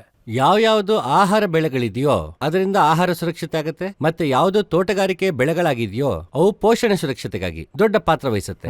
ಹಾಗಾಗಿ ಪೋಷಣೆ ಸುರಕ್ಷತೆಯ ಅಭಿಪ್ರಾಯ ಸರಿಯಾದ ರೀತಿಯಲ್ಲಿ ಸಾಲ್ವ್ ಆಗಿಲ್ಲ ಅಂದ್ರೆ, ಅದರ ಒಳಗೆ ಏನಾದ್ರೂ ಇಂಪ್ಯೂರಿಟೀಸ್ ಇದ್ರೆ ಅಥವಾ ಪೆಸ್ಟಿಸೈಡ್ಸ್ ಇದ್ರೆ ಅಥವಾ ಏನಾದ್ರೂ ಅವಗುಣಗಳು ಬಂದ್ರೆ ಅದರಿಂದ ಏನು ಉಪಯೋಗ ಇರಲ್ಲ. ಹಾಗಾಗಿ ನೈಸರ್ಗಿಕ ಕೃಷಿನ ಈ ತೋಟಗಾರಿಕೆ ಬೆಳೆಗಳ ವಿಷಯದಲ್ಲಿ ಹೇಳೋದೇನಂದ್ರೆ, ಮಹತ್ವ ಇನ್ನೂ ಹೆಚ್ಚಾಗತ್ತೆ. ಯಾಕಂದ್ರೆ ನಾವು ಇನ್ನೂ ಹೆಚ್ಚಾಗಿ ಪೋಷಣಯುಕ್ತ, ಅದು ಹಣ್ಣು ತರಕಾರಿಗಳ ಉತ್ಪಾದನೆ ಆಗಿರ್ಲಿ, ಅವು ಸುರಕ್ಷಿತವಾಗಿ ಇರಬೇಕು. ಮತ್ತೆ ಬೆಳೆ ಕೂಡ ತುಂಬಾ ಸುರಕ್ಷಿತವಾಗಿರುತ್ತೆ. ಯಾಕಂದ್ರೆ ತೋಟಗಾರಿಕೆ ಬೆಳೆಗಳು ತುಂಬಾ ಬೆಲೆ ಬಾಳೋದಾಗಿರುತ್ತೆ. ಬೇರೆ ಬೆಳೆಗಳಿಗೆ ಹೋಲಿಸ್ಕೊಂಡ್ರೆ ತೋಟಗಾರಿಕೆ ಬೆಳೆಗಳು ತುಂಬಾ ಬೆಲೆ ಬಾಳೋದಾಗಿರುತ್ತೆ. ಹಾಗಾಗಿ ತೋಟಗಾರಿಕೆ ಬೆಳೆಗಳ ಉಪಯೋಗ ತುಂಬಾ ಮಹತ್ವದ್ದಾಗಿರುತ್ತೆ. ಅದನ್ನ ನಾವು ನೈಸರ್ಗಿಕ ಕೃಷಿಯಿಂದ ಬೆಳೆಯೋದನ್ನ ಪ್ರಮೋಟ್ ಮಾಡೋದಕ್ಕೆ ಮತ್ತಷ್ಟು ಅವಶ್ಯಕತೆ ಆಗಿದೆ ಅಂತ ಹೇಳ್ಬೋದು. ಆದಷ್ಟು ಸುರಕ್ಷಿತವಾದ ಉತ್ಪಾದನೆ ಏನಿದೆ ಅದು ಎಲ್ರಿಗೂ ಉಪಲಬ್ಧ ಆಗ್ಬೇಕು. ಮತ್ತೆ ಹಲವು ಜಾಗಗಳಲ್ಲಿ ನೀವು ನೋಡಬಹುದು, ಇದು ತುಂಬಾ ಸಫಲವಾಗಿ ನಡೀತಾ ಇದೆ. ಔಷಧೀಯ ಮತ್ತೆ ಸುಗಂಧೀಯದ ಹೊರತಾಗಿ ಬೀ ಕಲ್ಟಿವೇಶನ್ ಅಂದ್ರೆ ಬೀ ಫಾರ್ಮಿಂಗ್ ಕೂಡ ಇದೆ. ಇದರಲ್ಲಿ ಹನಿ ಉತ್ಪಾದನೆ ನಡೆಯುತ್ತೆ. ಹಾಗಾಗಿ ನಮ್ಮಲ್ಲಿ ಹಲವು ರೀತಿಯ ರೇಂಜ್ಗಳಿವೆ. ಅದಕ್ಕೆ ಹಲವು ಮಾಡ್ಯೂಲ್ಗಳನ್ನ ಮಾಡಿದೀವಿ. ನೈಸರ್ಗಿಕ ಕೃಷಿಯಲ್ಲಿ ಆ ಮಾಡ್ಯೂಲ್ಗಳನ್ನ ಅಳವಡಿಸಿಕೊಳ್ಳೋ ಅವಶ್ಯಕತೆ ಇದೆ. ಸ್ಟ್ಯಾಟಿಸ್ಟಿಕ್ಸ್ ವಿಷಯಕ್ಕೆ ಬಂದಾಗ 353 ಮಿಲಿಯನ್ ಟನ್ ಭಾರತದಲ್ಲಿ ಏನಿದೆ ಅದು ತೋಟಗಾರಿಕೆ ಉತ್ಪಾದನೆ ಆಗಿದೆ. ಅದರಲ್ಲಿ 12 ಮಿಲಿಯನ್ ಟನ್ ಹಣ್ಣುಗಳಾಗಿರುತ್ತೆ ಮತ್ತೆ 207 ಮಿಲಿಯನ್ ಟನ್ ತರಕಾರಿಗಳಾಗಿರುತ್ತೆ. ನಾವು ಇದರಲ್ಲಿ ಕನಿಷ್ಠ ಪಕ್ಷ 10% ಅಷ್ಟು ನೈಸರ್ಗಿಕ ಕೃಷಿಯನ್ನ ಮಾಡಿದ್ವಿ ಅಂತ ಅಂದ್ರೆ, ಉತ್ಪಾದನೆ ಮಾಡಿದ್ರೆ ಒಂದು ಒಳ್ಳೆ ಆರಂಭ ಆಗಿರುತ್ತೆ. ಮತ್ತೆ ಅದರಿಂದ ಇನ್ನೊಂದು ಲಾಭ ಏನು ಅಂದ್ರೆ, ನೀವು ಅವಾಗ ತಾನೇ ಕೇಳ್ದಂಗೆ ವಾಣಿಜ್ಯ, ಖಂಡಿತ ಅದರ ಬೆಲೆ ಜಾಸ್ತಿ ಆಗಿ ಲಾಭನೂ ಸಿಗುತ್ತೆ. ಎಸ್ ಸರ್, ತುಂಬಾ ಹೆಮ್ಮೆ ವಿಷಯ. ಅಂದ್ರೆ ಡಾಕ್ಟರ್ ಮಿಶ್ರಾ ಅವರು ಇಲ್ಲಿದ್ದಾರೆ. ಡಾಕ್ಟರ್ ಮಿಶ್ರಾ, ಅಟಾರಿ ಜೋಧ್ಪುರ್ನ ಬಗ್ಗೆ ನಾವು ಮಾತಾಡ್ತೀವಿ ಅಂದ್ರೆ, ಅಲ್ಲಿ ಪ್ರಾಕೃತಿಕ ರೈತರಿಗೆ ಈ ಪ್ರಾಕೃತಿಕ ಕೃಷಿಯ ಕಡೆಗೆ ಹೇಗೆ ಅಟ್ರಾಕ್ಟ್ ಮಾಡ್ಲಾಗ್ತಿದೆ, ಹೇಗೆ ತಯಾರಿ ಮಾಡ್ಲಾಗ್ತಿದೆ, ನಿಮ್ಮ ಮಿಷನ್ ಹೇಗೆ ನಡೀತಾ ಇದೆ ಸರ್? ಇಲ್ಲಿ ಮಾಹಿತಿ, ತರಬೇತಿ ಮತ್ತು ಪ್ರಚಾರ ಮತ್ತು ಪ್ರಸಾರವನ್ನು ನೀಡುತ್ತಾ ನಾವು ಈ 3 ಕಾರ್ಯಗಳಲ್ಲಿ ಹೆಚ್ಚಿನ ಸಮರ್ಪಣೆಯೊಂದಿಗೆ ಮತ್ತು ಬಹಳ ಪ್ರಗತಿಪರವಾಗಿ ಕೆಲಸ ಮಾಡ್ತಿದ್ದೇವೆ. ಕಳೆದ 2 ವರ್ಷಗಳಲ್ಲಿ ನಾವು ನಮ್ಮ ರಾಜ್ಯದಲ್ಲಿ 1 ಲಕ್ಷ ರೈತರಿಗೆ ನೈಸರ್ಗಿಕ ಕೃಷಿಯಲ್ಲಿ ತರಬೇತಿ ನೀಡಿದ್ದೇವೆ ಅಂತ ತಿಳಿದು ನಿಮಗೆ ಸಂತೋಷವಾಗ್ತದೆ. ಈಗ ನಮ್ಮ 2ನೇ ಹಂತವೆಂದರೆ, ನಾವು ಸಾವಯವ ನೈಸರ್ಗಿಕ ಕೃಷಿಗಾಗಿ ಪ್ರತಿ ಜಿಲ್ಲೆಯಲ್ಲೂ ಮಾಸ್ಟರ್ ತರಬೇತುದಾರರನ್ನು ಸಿದ್ಧಪಡಿಸ್ತೇವೆ. ಹೌದು, ಮತ್ತು ಈ ಮಾಸ್ಟರ್ ತರಬೇತುದಾರನು ತಮ್ಮ ಜಿಲ್ಲೆಯಾದ್ಯಂತ ಹೋಗಿ ಇತರ ರೈತರನ್ನು ಭೇಟಿಯಾಗ್ತಾರೆ ಮತ್ತು ನೈಸರ್ಗಿಕ ಕೃಷಿಯಲ್ಲಿ ಅವರಿಗೆ ತರಬೇತಿ ನೀಡ್ತಾರೆ. ಮತ್ತೊಂದು ಪ್ರಮುಖ ಅಂಶವೆಂದರೆ, ಅವರು ರೈತರಿಗೆ ಸರಿಯಾದ ಸಮಯದಲ್ಲಿ ನೈಸರ್ಗಿಕ ಕೃಷಿಯಲ್ಲಿ ನಡೆಯುತ್ತಿರುವ ಪ್ರಗತಿಯ ಪ್ರಮಾಣ, ಈ ವಿಧಾನದಲ್ಲಿ ಸಾಧಿಸಿದ ಫಲಿತಾಂಶಗಳ ಬಗ್ಗೆ ಮಾತನಾಡ್ತಾರೆ. ಆದ್ದರಿಂದ ಈ ಅಂಶಗಳನ್ನು ರೈತರಿಗೆ ವಿವರಿಸಲಾಗುತ್ತೆ ಮತ್ತು ನಂತರ ಅವರ ಮಾಹಿತಿಯನ್ನು ಇತರರಿಗೂ ಪ್ರಚಾರ ಮಾಡ್ತಾರೆ. ಪ್ರಚಾರವು ಜಾಗೃತಿ ಮೂಡಿಸುವ ಒಂದು ಅಂಶವಾಗಿದ್ದು, ಇದರ ಮೂಲಕ ಜಿಲ್ಲಾ ಮಟ್ಟದಲ್ಲಿ, ಬ್ಲಾಕ್ ಮಟ್ಟದಲ್ಲಿ, ಪಂಚಾಯತ್ ಮಟ್ಟದಲ್ಲಿ ರೈತರ ನಡುವೆ ಹೋಗುವ ಮೂಲಕ ನಾವು ಅವರಲ್ಲಿ ನೈಸರ್ಗಿಕ ಕೃಷಿಯನ್ನು ಉತ್ತೇಜಿಸ್ತೇವೆ ಮತ್ತು ಪ್ರಚಾರ ಮಾಡ್ತೇವೆ. ನಮ್ಮ ರೈತ ಅಣ್ಣ ತಮ್ಮಂದ್ರು ಇಲ್ಲಿ ನನ್ನ ಜೊತೆಗಿದ್ದಾರೆ. ರೋಹ್ತಕ್ದಿಂದ ಶಕ್ತಿ ಸಿಂಗ್ ಅವರು ಕೂಡ ಈಗ ನಮ್ ಜೊತೆಗೆ ಇದ್ದಾರೆ. ಸೊ ಶಕ್ತಿ ಅವರೇ, ಸ್ವಾಗತ ಇದೆ ಕೃಷಿ ಚೌಪಾಲಲ್ಲಿ. ನಮಸ್ಕಾರ ಸರ್. ತರಕಾರಿಯನ್ನು ಇಟ್ಕೊಂಡು ಯಾವ ತರ ಪ್ರಯತ್ನ ನೀವು ಮಾಡ್ತಿದ್ದೀರಿ? ಸರ್, ನಾನು ಮದೀನಾ ಗ್ರಾಮದವನು. ನಾನು ರೋಹಕ್ ಕೃಷಿ ಇಲಾಖೆಯ ಅಧಿಕಾರಿಗಳಿಂದ ಸ್ಫೂರ್ತಿ ಪಡೆದಿದ್ದೇನೆ. ಈ ವರ್ಷ ನಾವು 20-25 ರೀತಿಯ ಬೆಳೆಗಳು ಮತ್ತು ಸಸ್ಯಗಳನ್ನು ನೆಟ್ಟಿದ್ದೇವೆ. ಮತ್ತು ನಾವು ನಮ್ಮ ಮನೆಯ ತೋಟಗಳಲ್ಲಿ ಅನೇಕ ತರಕಾರಿಗಳನ್ನು ಬೆಳೆದಿದ್ದೇವೆ. ಈಗ ಪ್ರಮಾಣವು ಚಿಕ್ಕದಾಗಿದೆ, ಆದರೆ ಮುಂದಿನ ದಿನಗಳಲ್ಲಿ ನಾವು ಹೆಚ್ಚು ಕೃಷಿ ಮಾಡ್ತೇವೆ. ನಿಮ್ಮ ಬೆಂಬಲದೊಂದಿಗೆ ಮತ್ತು ಡಾಕ್ಟರ್ ಮಲ್ಹೋತ್ರಾ ಅವರ ಬೆಂಬಲದೊಂದಿಗೆ ನಾವು ಮಾಡಲು ಸಾಧ್ಯವಾಗ್ತದೆ. ನಾವು ಇನ್ನೂ 1 ಅಥವಾ 2 ಎಕರೆಗಳಲ್ಲಿ ಹೆಚ್ಚು ಬೆಳೆಯನ್ನು ಬೆಳಿತೇವೆ. ಸರಿ ಶಕ್ತಿಜಿ, ಧನ್ಯವಾದ ನಿಮ್ಗೆ. ಮತ್ತೆ ಬರ್ತೀನಿ ನಿಮ್ಮ ಹತ್ರ. ನಮ್ಮ ಹತ್ರ ಆಯ್ತು ಸರ್. ಡಾಕ್ಟರ್ ಅವರು ಇದ್ದಾರೆ. ಡಾಕ್ಟರ್ ಮಲ್ಹೋತ್ರಾ, ಅಸಲಿಗೆ ನಾವು ಬಾಗ್ವಾನಿ ಫಸಲಿನ ಬಗ್ಗೆ ಮಾತಾಡಿದಾಗ ನಿಮ್ಮದೊಂದು ಅದ್ಭುತ ಅನುಭವ ಇದೆ. ಆದ್ರೆ ಪ್ರತಿ ಮಕ್ಕಳಿಗೂ ಈ ಅನುಭವ ತಲುಪಬೇಕು ಸರ್. ಇದು ಪ್ರಯಾರಿಟಿ ಸರ್. ಯಾಕೆಂದ್ರೆ ಆ ವಿಷಯ ನಿಮ್ಮ ಹತ್ರ ಇದ್ರೆ ಅದು ಅಲ್ಲಿಗೆ ಮುಗಿದೋಗುತ್ತೆ. ಹೇಗೆ ಈ ಮೆಸೇಜ್ ಪಾಸ್ ಆನ್ ಆಗುತ್ತೆ ಸರ್? ನೈಸರ್ಗಿಕ ಕೃಷಿಯಲ್ಲಿ ಕೆಲವು ವಿಷಯಗಳನ್ನ ಈಗಾಗಲೇ ಹೇಳಿದ್ದೀನಿ. ನೈಸರ್ಗಿಕ ಕೃಷಿಯಿಂದ ಏನು ಉತ್ಪತ್ತಿ ಬಂದಿರತ್ತೆ ಅದು ಖಚಿತವಾಗಿ ಸುರಕ್ಷಿತವಾಗಿರುತ್ತೆ. ಸರಿ. ಮತ್ತೆ ಇನ್ನೊಂದು, ಇದುವರೆಗೂ ನಾವು ಉತ್ಪಾದನೆ ಬಗ್ಗೆ ಮಾತಾಡಿದ್ವಿ, ಹೆಚ್ಚು ಉತ್ಪಾದನೆ ಮಾಡೋದು ಹೇಗೆ ಅಂತ. ಆದ್ರೆ ಈಗ ಸಮಯ ಹೇಗಿದೆ ಅಂತಂದ್ರೆ ನಾವು ನಮ್ಮ ಹೊಲಗಳನ್ನ, ಮಣ್ಣಿನ ಫಲವತ್ತತೆ ಏನಿದೆ ಅದನ್ನ ಕಾಪಾಡ್ಕೋಬೇಕು. ಆಗ ನಾವು ವರ್ಷಾನುಗಟ್ಟಲೆ ಕೃಷಿಯನ್ನ ಮಾಡ್ಕೊಳ್ತಾ ಹೋಗಬಹುದು. ಖಂಡಿತ, ಖಂಡಿತ. ಹಾಗೇನೆ ನಮಗೀಗ ಬಹು ಮುಖ್ಯವಾದ ವಿಷಯ ಏನು ಅಂತಂದ್ರೆ ಅದು ಇಕೋಸಿಸ್ಟಮ್. ಅದನ್ನ ಅರ್ಥ ಮಾಡ್ಕೊಳ್ಳೋದು ತುಂಬಾ ಮುಖ್ಯ. ಅದು ಸುರಕ್ಷಿತವಾಗಿರ್ಬೇಕು. ಎಕಾಲಜಿ ಅಂತ ಬಂದಾಗ ನಾನು ಸ್ಪಷ್ಟವಾಗಿ ಹೇಳೋದು ಏನು ಅಂತಂದ್ರೆ ಹಸಿರು, ಹಾಗೆ ಜೀವಜಂತುಗಳು ಹಾಗೂ ಸೂಕ್ಷ್ಮ ಜೀವಿಗಳು ಯಾವುದನ್ನ ಬರಿಗಣ್ಣಿಂದ ಕಾಣಕ್ಕಾಗುತ್ತೋ ಮತ್ತೆ ಕಾಣೋದಕ್ಕಾಗೋದಿಲ್ವೋ ಅವೆಲ್ಲ ಜೀವಿಗಳು ಈ ಇಕೋಸಿಸ್ಟಮ್ ಒಳಗಡೆನೆ ಬಂದ್ಬಿಡುತ್ತೆ. ಅವು ಒಂದು ಸಮುದಾಯವಾಗಿ ಒಗ್ಗಟ್ಟಾಗಿರುತ್ತೆ. ನಾವು ಇಂತಹ ಒಂದು ಸಮುದಾಯವನ್ನ ರಕ್ಷಿಸಬೇಕಾಗಿದೆ. ಹಾಗಾಗಿ ನೈಸರ್ಗಿಕ ಕೃಷಿಯ ಶಿಕ್ಷಣ, ಅದರ ಪ್ರಚಾರ ಪ್ರಸಾರ ಮಾಡೋದು ಇವಾಗ ತುಂಬಾನೇ ಮುಖ್ಯ ಆಗಿದೆ. ಸರ್, ಇದನ್ನ ಮತ್ತೆ ಮಾಡ್ಬೋದಲ್ಲ? BSc ಹಾರ್ಟಿಕಲ್ಚರ್, ಇದ್ರಲ್ಲೂ ಒಂದು ವಿಶೇಷತೆ ಇದೆ. ನ್ಯಾಚುರಲ್ ಫಾರ್ಮಿಂಗ್ ಅಂತ ಒಂದು ಪ್ರತ್ಯೇಕ ಸಬ್ಜೆಕ್ಟ್ ಇಟ್ಟಿದೀವಿ. ಅದನ್ನು ಕೂಡ ಅಷ್ಟೇ ಪ್ರಮುಖವಾಗಿ ಕಲಿಸ್ತಾ ಇದೀವಿ. ನಾವು ಹೇಳ್ಕೊಡ್ತಿರೋ ಉದ್ದೇಶ ಏನು ಅಂದ್ರೆ ಇದರ ಲಾಭವನ್ನ ತಿಳ್ಕೋಬೇಕು ಮತ್ತೆ ಅರ್ಥ ಮಾಡ್ಕೋಬೇಕು. ಹಾಗೆ ನಮ್ಮ MSc ಹಾರ್ಟಿಕಲ್ಚರ್ ಅಲ್ಲಿ ಇನ್ನೂ ಒಂದೇನೆಂದ್ರೆ ವಿಷಯ ಇದೆ. ಹಣ್ಣು, ತರಕಾರಿಗಳು ಹಾಗೂ ಹೂಗಳ ವಿಷಯದಲ್ಲಿ ನೈಸರ್ಗಿಕ ಕೃಷಿಯ ಮಹತ್ವ, ಇದನ್ನೆಲ್ಲ ಸ್ಟೂಡೆಂಟ್ ಗಳಿಗೆ PhD ಇಂದ ಸರಿ, ಕೊಡ್ತಾ ಸರ್. ಇದೀವಿ. ಸರಿ. ಇದನ್ನೆಲ್ಲ ಸಮಗ್ರವಾಗಿ ನೀವು ನೋಡಿದ್ರೆ ತಾನಾಗಿ ಇದರ ಲಾಭಗಳು ಏನು ಅಂತ ಇದೇ ಗೊತ್ತಾಗುತ್ತೆ. ಭಾರತದ ಮತ್ತೆ ಶಿಕ್ಷಣ- ಬದಲಾಗುತ್ತಿರುವ ಚಿತ್ರಣವೇ ಇದು. ಇದನ್ನ ನಾವು ರೈತರಿಂದ ಹೌದು, ಹೌದು, ಇನ್ನಷ್ಟು ನಿಜ, ಅರ್ಥ ನಿಜ. ಮಾಡ್ಕೋಬಹುದು. ವಿಜಯ್ ಕುಮಾರ್ ನಮ್ ಜೊತೆಗಿದ್ದಾರೆ ಯಮುನಾನಗರದಿಂದ. ವಿಜಯ್ ಅವ್ರಿಗೆ ಮೈಕ್ ಕೊಡಿ ಪ್ಲೀಸ್. ವಿಜಯ್ ಅವರೇ, ಕೃಷಿ ಚೌಪಾಲ್ನಲ್ಲಿ ಸ್ವಾಗತ ಇದೆ ನಿಮ್ಗೆ. ನಮಸ್ಕಾರ ಹೇಗಿದ್ರಿ? ಎಲ್ಲ ಗೆಳೆಯರೇ. ಫೈನ್. ಏನ್ ಮಾಡ್ತೀರಿ? ಸರ್, ನಾನೀಗ ನೈಸರ್ಗಿಕ ಕೃಷಿನ ಮಾಡ್ತಾ ಇದ್ದೀನಿ. ಮತ್ತೆ ಮುಂಚೆ ನಾನು ಆರ್ಗ್ಯಾನಿಕ್ ಫಾರ್ಮಿಂಗ್ ಮಾಡ್ತಾ ಇದ್ದೆ. ಈಗ ಚೇಂಜ್ ಮಾಡಿ ನೈಸರ್ಗಿಕ ಕೃಷಿಯಲ್ಲಿ ನಮ್ಮ ವಿಧಾನವನ್ನ ಬದಲಾಯಿಸಿಕೊಂಡಿದ್ದೀನಿ. ಮತ್ತೆ ಇಲ್ಲಿ ಆಚಾರ್ಯ ದೇವರತಜಿ ಅವರ ಮಾರ್ಗದರ್ಶನದಲ್ಲಿ ಒಬ್ಬ ಮಾಸ್ಟರ್ ಟ್ರೈನರ್ ಆಗಿ ಕೂಡ ಮತ್ತೆ ಒಬ್ಬ ರೈತನಾಗಿ ಕೂಡ ಯಮುನಾನಗರದಲ್ಲಿ ಹಲವು ಬೆಳೆಗಳನ್ನ ನೈಸರ್ಗಿಕ ಕೃಷಿ ಮಾಡ್ತಾ ಇದ್ದೀವಿ. ಉದಾಹರಣೆಗೆ ನಮ್ಮಲ್ಲಿ ನೈಸರ್ಗಿಕ ಹಳದಿ ಇದೆ, ಮತ್ತೆ ಧಾನ್ಯದಲ್ಲಿ ಗೋಧಿ ಮತ್ತೆ ಭತ್ತ, ಮತ್ತೆ ತರಕಾರಿಗಳು, ಹಣ್ಣುಗಳು ನಮ್ಮಲ್ಲಿ ಹಲವು ಬಗೆಯಲ್ಲಿ ಬೆಳೀತಾ ಇದ್ದೀವಿ. ಮತ್ತೆ ಅವುಗಳನ್ನು ನಾವು ಉತ್ಪಾದನೆ ಮಾಡಿ ಅವುಗಳನ್ನ ಪ್ರಾಸೆಸ್ ಮಾಡ್ತೀವಿ. ನಾವು ಹಳದಿನ ಪ್ರಾಸೆಸ್ ಮಾಡಿ ಅದನ್ನ ಪ್ಯಾಕಿಂಗ್ ಮಾಡಿ ಮತ್ತೆ ನಮ್ಮ ಉತ್ಪಾದನೆಗಳನ್ನ ವಿಷಮುಕ್ತವಾಗಿ ಜನರಿಗೆ ತಲುಪಿಸ್ತಾ ಇದ್ದೀವಿ. ಆದ್ರೆ ತುಂಬಾ ರೈತರು ಹೇಳ್ತಾರೆ ಇದರಲ್ಲಿ ಏನು ಉಳಿತಾ ಇಲ್ಲ, ಏನು ಲಾಭ ಆಗಲ್ಲ ಅಂತ. ಏನಾದ್ರೂ ಉಳಿತಿದ್ಯಾ ನಿಮ್ಗೆ? ಸರ್, ಇಲ್ಲ, ಹಾಗಲ್ಲ. ಅದೇನಂತಂದ್ರೆ ಉತ್ಪಾದನೆ, ಖರ್ಚು ಅಥವಾ ಲಾಭ ನಷ್ಟ ಇರಲ್ಲ. ಸರಿ. ಇದರಲ್ಲಿ ಏನಂದ್ರೆ 1 ವರ್ಷ 2 ವರ್ಷ ಈ ಅಂತರದ ನಂತರ ಇದರಲ್ಲಿ ಉತ್ಪಾದನೆ ನಾವು ಮುಂಚೆ ಏನು ಪಡಿತಿದ್ವಿ ಅದಕ್ಕಿಂತ ಈಗ ಜಾಸ್ತಿ ಆಗದೆ ಅಷ್ಟೇ ಪಡಿತಾ ಇರ್ತೀವಿ. ಸರಿ, ಅಂದ್ರೆ ಲಾಭ ಇದೆ. ಸರ್, ಲಾಭ ಇದೆ ಸರ್. ಸರಿ, ಲಾಭವನ್ನ ಇನ್ನಷ್ಟು ಹೆಚ್ಚಿಸೋ ಎಕ್ಸ್ಪರ್ಟ್ ನಮ್ ಜೊತೆಗಿದ್ದಾರೆ. ನಮ್ ಸರಿ, ಜೊತೆಗೆ ಸರ್. ಮಿಶ್ರಾ ಅವರಿದ್ದಾರೆ. ಮಿಶ್ರಾ ಅವರೇ, ಸರ್, ರೈತರವರೆಗೆ KVKI ಏನು ಕಮ್ಯುನಿಕೇಶನ್ ಇದೆ, ಇದೊಂದೇನು ಬ್ರಿಡ್ಜ್ ಇದೆ, ಇದು ಸ್ಟ್ರಾಂಗ್ಲಿ ಎಸ್ಟಾಬ್ಲಿಷ್ ಇರಬೇಕು. ಅದಕ್ಕೆ ಯಾವ ಪ್ರಯತ್ನವನ್ನ ಮಾಡ್ತಾರೆ ಸರ್? ಅನೇಕ ರೀತಿಯ ಪ್ರಯತ್ನಗಳಿವೆ. ನಾವು ಡಿಜಿಟಲ್ ಪ್ಲಾಟ್ಫಾರ್ಮ್ನಲ್ಲಿ ಸಾಕಷ್ಟು ಕೆಲಸ ಮಾಡ್ತಿದ್ದೇವೆ. ಎರಡನೆಯದಾಗಿ ಹಳೆಯ ವಿಧಾನಗಳ ವಿಸ್ತರಣೆಯಾಗಿ ಇದು ಮುಖ್ಯವಾಗಿ ಮನುಷ್ಯನಿಂದ ಮನುಷ್ಯ ಸಂಪರ್ಕದ ವಿಷಯವಾಗಿತ್ತು. ಮತ್ತು ಭೌತಿಕ ಸಂಪರ್ಕದ ಮೇಲೆ ಹೆಚ್ಚಿನ ಗಮನ ಹರಿಸಲಾಯಿತು. ನಾವು ಇದನ್ನು ಹೊಸ ವಿಧಾನಗಳೊಂದಿಗೆ ಮಾಡ್ತಿದ್ದೇವೆ. ನಾವೀಗ ನಮ್ಮ ಕಿಸಾನ್ ಸಾರಥಿ ಪೋರ್ಟಲನ್ನು ಹೊಂದಿದ್ದೇವೆ. ಪ್ರಸ್ತುತ ನಮ್ಮ ವಲಯದಲ್ಲಿ ಸುಮಾರು 54 ಲಕ್ಷ ರೈತರು ಈ ಪೋರ್ಟಲ್ನಲ್ಲಿ ನೋಂದಾಯಿಸಿಕೊಂಡಿದ್ದಾರೆ. ಅವರು ತಮ್ಮ ಪ್ರಶ್ನೆಗಳನ್ನು ಕೇಳಬಹುದು ಅಥವಾ ಆ ಬಗ್ಗೆ ಅವರಿಗೆ ಅಗತ್ಯವಿರುವ ಯಾವುದೇ ಮಾಹಿತಿಯನ್ನು ಕೇಳಬಹುದು. ರೈತರು ತಮ್ಮ ಪ್ರಶ್ನೆಗಳನ್ನು ಅಥವಾ ಮಾಹಿತಿಯನ್ನು KVK ವಿಜ್ಞಾನಿಗಳಿಗೆ ಕೇಳಬಹುದು. ಕ್ಯಾಂಪಸ್ನಲ್ಲಿ ಆಫ್ ಕ್ಯಾಂಪಸ್ ತರಬೇತಿ ನಮ್ಮ ಪ್ರಮುಖ ಕಾರ್ಯಗಳಲ್ಲಿ ಒಂದಾಗಿದೆ. ಇದು KVKಯ ಆದೇಶವಾಗಿದೆ. ಯಾವುದೇ ರೈತರನ್ನ ಪೋರ್ಟಲ್ನಲ್ಲಿ ಸೇರಿಸಲಾಗಿದೆ. ಅದು ನೈಸರ್ಗಿಕ ಕೃಷಿ ಅಥವಾ ಜೇನು ಸಾಕಣೆ ಮಾಡುವ ರೈತ ಅಥವಾ ತೋಟಗಾರಿಕಾ ರೈತ ಅಥವಾ ಜೀರಿಗೆ ಕೃಷಿ ಮಾಡುವ ಅಥವಾ ದಾಳಿಂಬೆ ಕೃಷಿ ಮಾಡುವರಾಗಿರಲಿ. ನಾವು ಖಂಡಿತವಾಗಿಯೂ ಪ್ರತಿ ತರಬೇತಿಯಲ್ಲಿ ನೈಸರ್ಗಿಕ ಕೃಷಿಯ ಬಗ್ಗೆ ಕ್ಯಾಪ್ಸೂಲ್ ತರಬೇತಿಯನ್ನು ನೀಡುತ್ತೇವೆ ಅಂತ ನಾವು ಖಚಿತಪಡಿಸ್ತೇವೆ. ಯಮುನಾ ನಗರದಿಂದ ಭರತ್ ರಾವ್ ನಮ್ಮ ಜೊತೆಗಿದ್ದಾರೆ. ಭರತ್ ಅವರೇ, ಕೃಷಿ ಚೌಪಾಲಲ್ಲಿ ನಿಮಗೆ ಸ್ವಾಗತ. ತುಂಬಾ ಚೆನ್ನಾಗಿದೆ ಸರ್, ತುಂಬಾ ಚೆನ್ನಾಗಿದೆ. ಏನ್ ಖುಷಿ ಆಯ್ತು ಹೇಳಿ ನನಗೆ. ಸರ್, ಇದ್ರಲ್ಲಿ ಏನಂದ್ರೆ ನಮ್ಮ ಗೌರವಾನ್ವಿತ ಪ್ರಧಾನಮಂತ್ರಿಗಳೇನಿದ್ದಾರೆ, ಅವರ ಉದ್ದೇಶ ಏನಿದೆ, ರೈತರಿಗೆ ಲಾಭ ಹೆಚ್ಚಾಗ್ಬೇಕನ್ನೋದು. ನಾವು ಆ ಉದ್ದೇಶದ ಮೇಲೆ ಕೆಲಸ ಮಾಡ್ತಿದ್ದೀವಿ. ನಾನು ಭರತ್ ರಾಮ್, ಇರೋದು ನಾನು ಬಂದು ಯಮುನಾ ನಗರದಲ್ಲಿ, ಮತ್ತೆ ನ್ಯಾಚುರಲ್ ಫಾರ್ಮಿಂಗ್ ನ ಮಾಸ್ಟರ್ ಆಗಿದ್ದೀನಿ. ಸರಿ. ಹಾ ಸರ್, ನಾನು ರೈತರಿಗೆ ಟ್ರೈನಿಂಗ್ ಕೂಡ ಕೊಡ್ತೀನಿ. ನನ್ನ ಸಹಯೋಗ ಏನಂದ್ರೆ ಅಗ್ರಿಕಲ್ಚರ್ ಮತ್ತು ಹಾರ್ಟಿಕಲ್ಚರ್ ಮತ್ತೆ KVK ಎರಡೂ ನನಗೆ ಸಹಯೋಗ ನೀಡ್ತಾ ಇದ್ದಾರೆ ಮುಂದುವರಿಯೋದಕ್ಕೆ. ಸರ್, ಆಚಾರ್ಯ ದೇವವ್ರತ್ ಅವರು ಗುಜರಾತ್ನ ರಾಜ್ಯಪಾಲರು. ಇವರ ಮಿಷನ್ ಏನಂದ್ರೆ ಅದು ಊರಿನ ದುಡ್ಡು ಹಳ್ಳಿಗೆ, ಹಳ್ಳಿಯ ದುಡ್ಡು ಹಳ್ಳಿಗೆ. ಇದು ನೈಸರ್ಗಿಕ ಕೃಷಿಯಿಂದ ಮಾತ್ರ ಸಾಧ್ಯ ಆಗುತ್ತೆ ಸರ್. ಎಲ್ಲ ದುಡ್ಡು ಹಳ್ಳಿಲಿ ಇಲ್ಲ, ನಗರದ ದುಡ್ಡು ಹಳ್ಳಿಗೆ. ಸರಿ ಸರಿ ಸರಿ, ಎಲ್ಲಾ ದುಡ್ಡು ಹಳ್ಳಿಲೇ ಬಂತು. ಹೌದು, ಎಲ್ಲ ದುಡ್ಡು ಬಂತು. ಸಿಟಿದು ಹಳ್ಳಿದು. ಹಾ ಸರ್, ಸರಿ ಸರಿ. ಈ ಮಿಷನ್ ಮೇಲೆ ನಾವು ಕೆಲಸ ಮಾಡ್ತಿದೀವಿ. ಮತ್ತೆ ಇದರಲ್ಲಿ ನಾನು ಏನ್ ಮಾಡ್ತಿದ್ದೀನಿ ಅಂತ ಅಂದ್ರೆ, ಹಳದಿನ ಬೆಳೆದಿದ್ದೀನಿ ನಾನು. ಹಳದಿನಲ್ಲಿ 4 kg 220 ಗ್ರಾಮ್ ಅಷ್ಟು ಬೆಳೆ ಆಗಿದೆ. ಮತ್ತೆ ಗನ್ನ ಕೂಡ ಬೆಳೀತಿದ್ದೀನಿ. ಅದು 3 kgಗಿಂತ ಜಾಸ್ತಿ ಬರ್ತಿದೆ, ಚೆನ್ನಾಗಿ ಬರ್ತಾ ಇದೆ. ಮತ್ತೆ ಇದರಿಂದ ಪ್ರಾಡಕ್ಟ್ ಕೂಡ ಮಾಡ್ತಾ ಇದ್ದೀನಿ. ಸರಿ. ರಾಮೇಶ್ವರ ಅವರೇ, ಹೇಗಿದ್ದೀರಾ ನೀವು? ನಾನು ಚೆನ್ನಾಗಿದ್ದೀನಿ ಸರ್, ನೀವು ಹೇಗಿದ್ದೀರಿ? ನಾನ್ ತುಂಬಾ ಚೆನ್ನಾಗಿದ್ದೀನಿ. ಹೇಳಿ.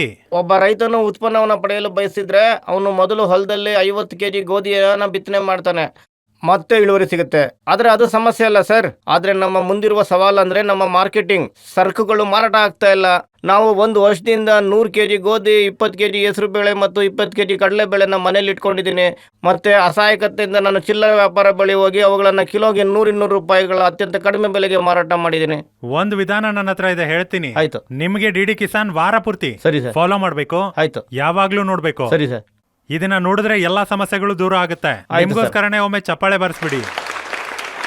ಬ್ರೇಕ್ನ ನಂತರ ಕೃಷಿ ಚೌಪಾಲ್ನ ಇದೇ ಸೆಷನ್ನ ಮುಂದುವರಿಸೋಣ. ನೋಡ್ತೀರಿ ಕೃಷಿ ಚೌಪಾಲ್.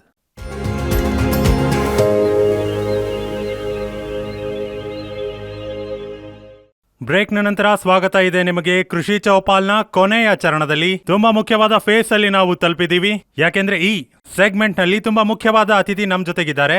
ಅವರ ಪರಿಚಯ ನಾನ್ ಮಾಡ್ತೀನಿ. ನಮ್ ಜೊತೆಗಿದ್ದಾರೆ doctor Balwan Singh Mandal, director extension education, Chaudhary Charan Singh Haryana ಕೃಷಿ ವಿಶ್ವವಿದ್ಯಾಲಯ. ಡಾಕ್ಟರ್ ಬಲ್ವಾನ್, ಸ್ವಾಗತ ನಿಮ್ಗೆ. ಮತ್ತು ನಮ್ ಜೊತೆಗೆ ಈ ಸೆಷನ್ ಅಲ್ಲಿ ಇದ್ದಾರೆ doctor Balji Saharan, principal scientist microbiology, Chaudhary Charan Singh Haryana ಕೃಷಿ ವಿಶ್ವವಿದ್ಯಾಲಯ. ಇವರು ಸಹ ಜೊತೆಗಿದ್ದಾರೆ. ಸರ್, ಡಾಕ್ಟರ್ ಬಲ್ವಾನ್, ನಿಮ್ಮಿಂದ ಶುರು ಮಾಡೋಣ. ಸರ್, ನಿರಂತರವಾಗಿ ನೀವು ಈ ಫೀಲ್ಡ್ ಅಲ್ಲಿ ಕೆಲಸ ಮಾಡ್ತಿದ್ದೀರಿ. ಎಷ್ಟು ದೊಡ್ಡ ಟಾಸ್ಕ್ ಸರ್? ಹರಿಯಾಣದಲ್ಲಿ ಯಾವ ರೈತ ಇಲ್ಲಿಂದ 2 ವರ್ಷಗಳ ಹಿಂದೆ ನಮ್ಮ ಎದುರಿಗೆ ತುಂಬಿದ ಸಭೆಯಲ್ಲಿ ಏನ್ ಹೇಳ್ತಿದ್ದ ಅಂದ್ರೆ, ನೈಸರ್ಗಿಕ ಕೃಷಿ ಬಗ್ಗೆ ಭಾಷಣ ಮಾಡ್ಬೇಡ ಅಂತ. ಈಗ ಅದೇ ರೈತನಿಗೆ ನಾವ್ ಹೇಳಿದ ಮಾತುಗಳೆಲ್ಲಾನು ಒಪ್ಪಿಗೆ ಆಗಿದೆ. ಮತ್ತೆ ಆ ರೈತ ನೈಸರ್ಗಿಕ ಕೃಷಿನ ಒಪ್ಕೊಂಡು ಪ್ರಸ್ತುತದಲ್ಲಿ ವಾಣಿಜ್ಯದ ಲಾಭ ಪಡಿತಾ ಇದ್ದಾರೆ. ಮಂಡಿಗಳಲ್ಲಿ ತಾವು ಬೆಳೆದ ಬೆಳೆಗೆ ಒಳ್ಳೆ ಬೆಲೆ ಪಡ್ಕೊಂಡು ಹೋಗ್ತಾ ಇದ್ದಾರೆ. ಮತ್ತೆ ವಿಶ್ವವಿದ್ಯಾನಿಲಯದ ವಿಜ್ಞಾನಿಗಳಿಗೆ ಅನ್ವೇಷಣೆಯ ಒಂದು ಮಾರ್ಗ ಸಿಕ್ಕಿದೆ. ಪ್ರತಿ ರೈತ ಕೂಡ ನಮ್ಮ ಕುರಿತು ಶಿಫಾರಸು ಮಾಡ್ತಾ ಇದ್ದಾನೆ. ಅಲ್ಲಿ ಹೋಗಿನೇ ಸ್ಟಾಲ್ ಹಾಕಿ ನೈಸರ್ಗಿಕ ಕೃಷಿ ಮಾಡಿ, ಮತ್ತೆ ರೈತರ ಮೇಳದಲ್ಲಿ ಅಂಗಡಿ ಹಾಕ್ಬೇಕು ಅಂದ್ರೆ ನೈಸರ್ಗಿಕ ಬೆಳೆಗಳ ಸ್ಟಾಲ್ ಹಾಕಿ. ಹಾಗಾಗಿ ನಾವು ರೈತರ ಮೇಳ ಮಾಡಿದಾಗೆಲ್ಲ ನ್ಯಾಷನಲ್ ಲೆವೆಲ್ ಅಲ್ಲಿ ನಮ್ಮ ಬ್ಯಾನರ್ ಹೇಗಿರುತ್ತೆ ಅಂದ್ರೆ, ಅಲ್ಲಿ ಮೇನ್ ಥೀಮ್ ಏನಿರುತ್ತೆ ಅಂದ್ರೆ, ನಮ್ಮ ರೀತಿ ನೈಸರ್ಗಿಕ ಕೃಷಿ ಅಂತ. ಡಾಕ್ಟರ್ ಬಲ್ಜಿ ಸಹಾರನ್ ಸರ್, ನಾವು ಪ್ರಾಕೃತಿಕ ಕೃಷಿಯ ಬಗ್ಗೆ ಮಾತಾಡುವಾಗ ಜೀವಾಮೃತ ಪದೇ ಪದೇ ತಲೆಗೆ ಬರುತ್ತೆ. ಹಲವಾರು ಸೆಷನ್ ಹಾಗೂ ಸಂಗೋಷ್ಠಿಗಳಲ್ಲಿ ಇದ್ರ ಬಗ್ಗೆ ಕಲಿಸಲಾಗುತ್ತೆ, ಹೇಳಲಾಗುತ್ತೆ. ಸೊ ಇದ್ರ ಬಗ್ಗೆ ಅಂದ್ರೆ, ಈ ಜೀವಾಮೃತ ಅಂದ್ರೆ ಏನ್ ಸರ್? ಇದನ್ನ ಹೇಗೆ ತಯಾರು ಮಾಡಲಾಗುತ್ತೆ? ಉಪಾಧ್ಯಾಯ ಅವರೇ, ನೋಡಿ, ನಾವು ನೈಸರ್ಗಿಕ ಕೃಷಿನ ಶುರು ಮಾಡ್ಬೇಕು ಅಂದಾಗ ಗೊಬ್ಬರ ಹೇಗಿರ್ಬೇಕು ಅನ್ನೋದನ್ನ ಯೋಚನೆ ಮಾಡ್ತೀವಿ ಅಲ್ವಾ? ಹಾಗಾಗಿ ಗೊಬ್ಬರ ನೀಡೋದಕ್ಕೆ 2 ರೀತಿ ವಿಧಾನಗಳಿವೆ, ಹಾ. ಜೀವಾಮೃತ ಮತ್ತೆ ಗಂಜಲಾಮೃತ. ಈಗ ಮೊದಲನೇದಾಗಿ ಜೀವಾಮೃತ.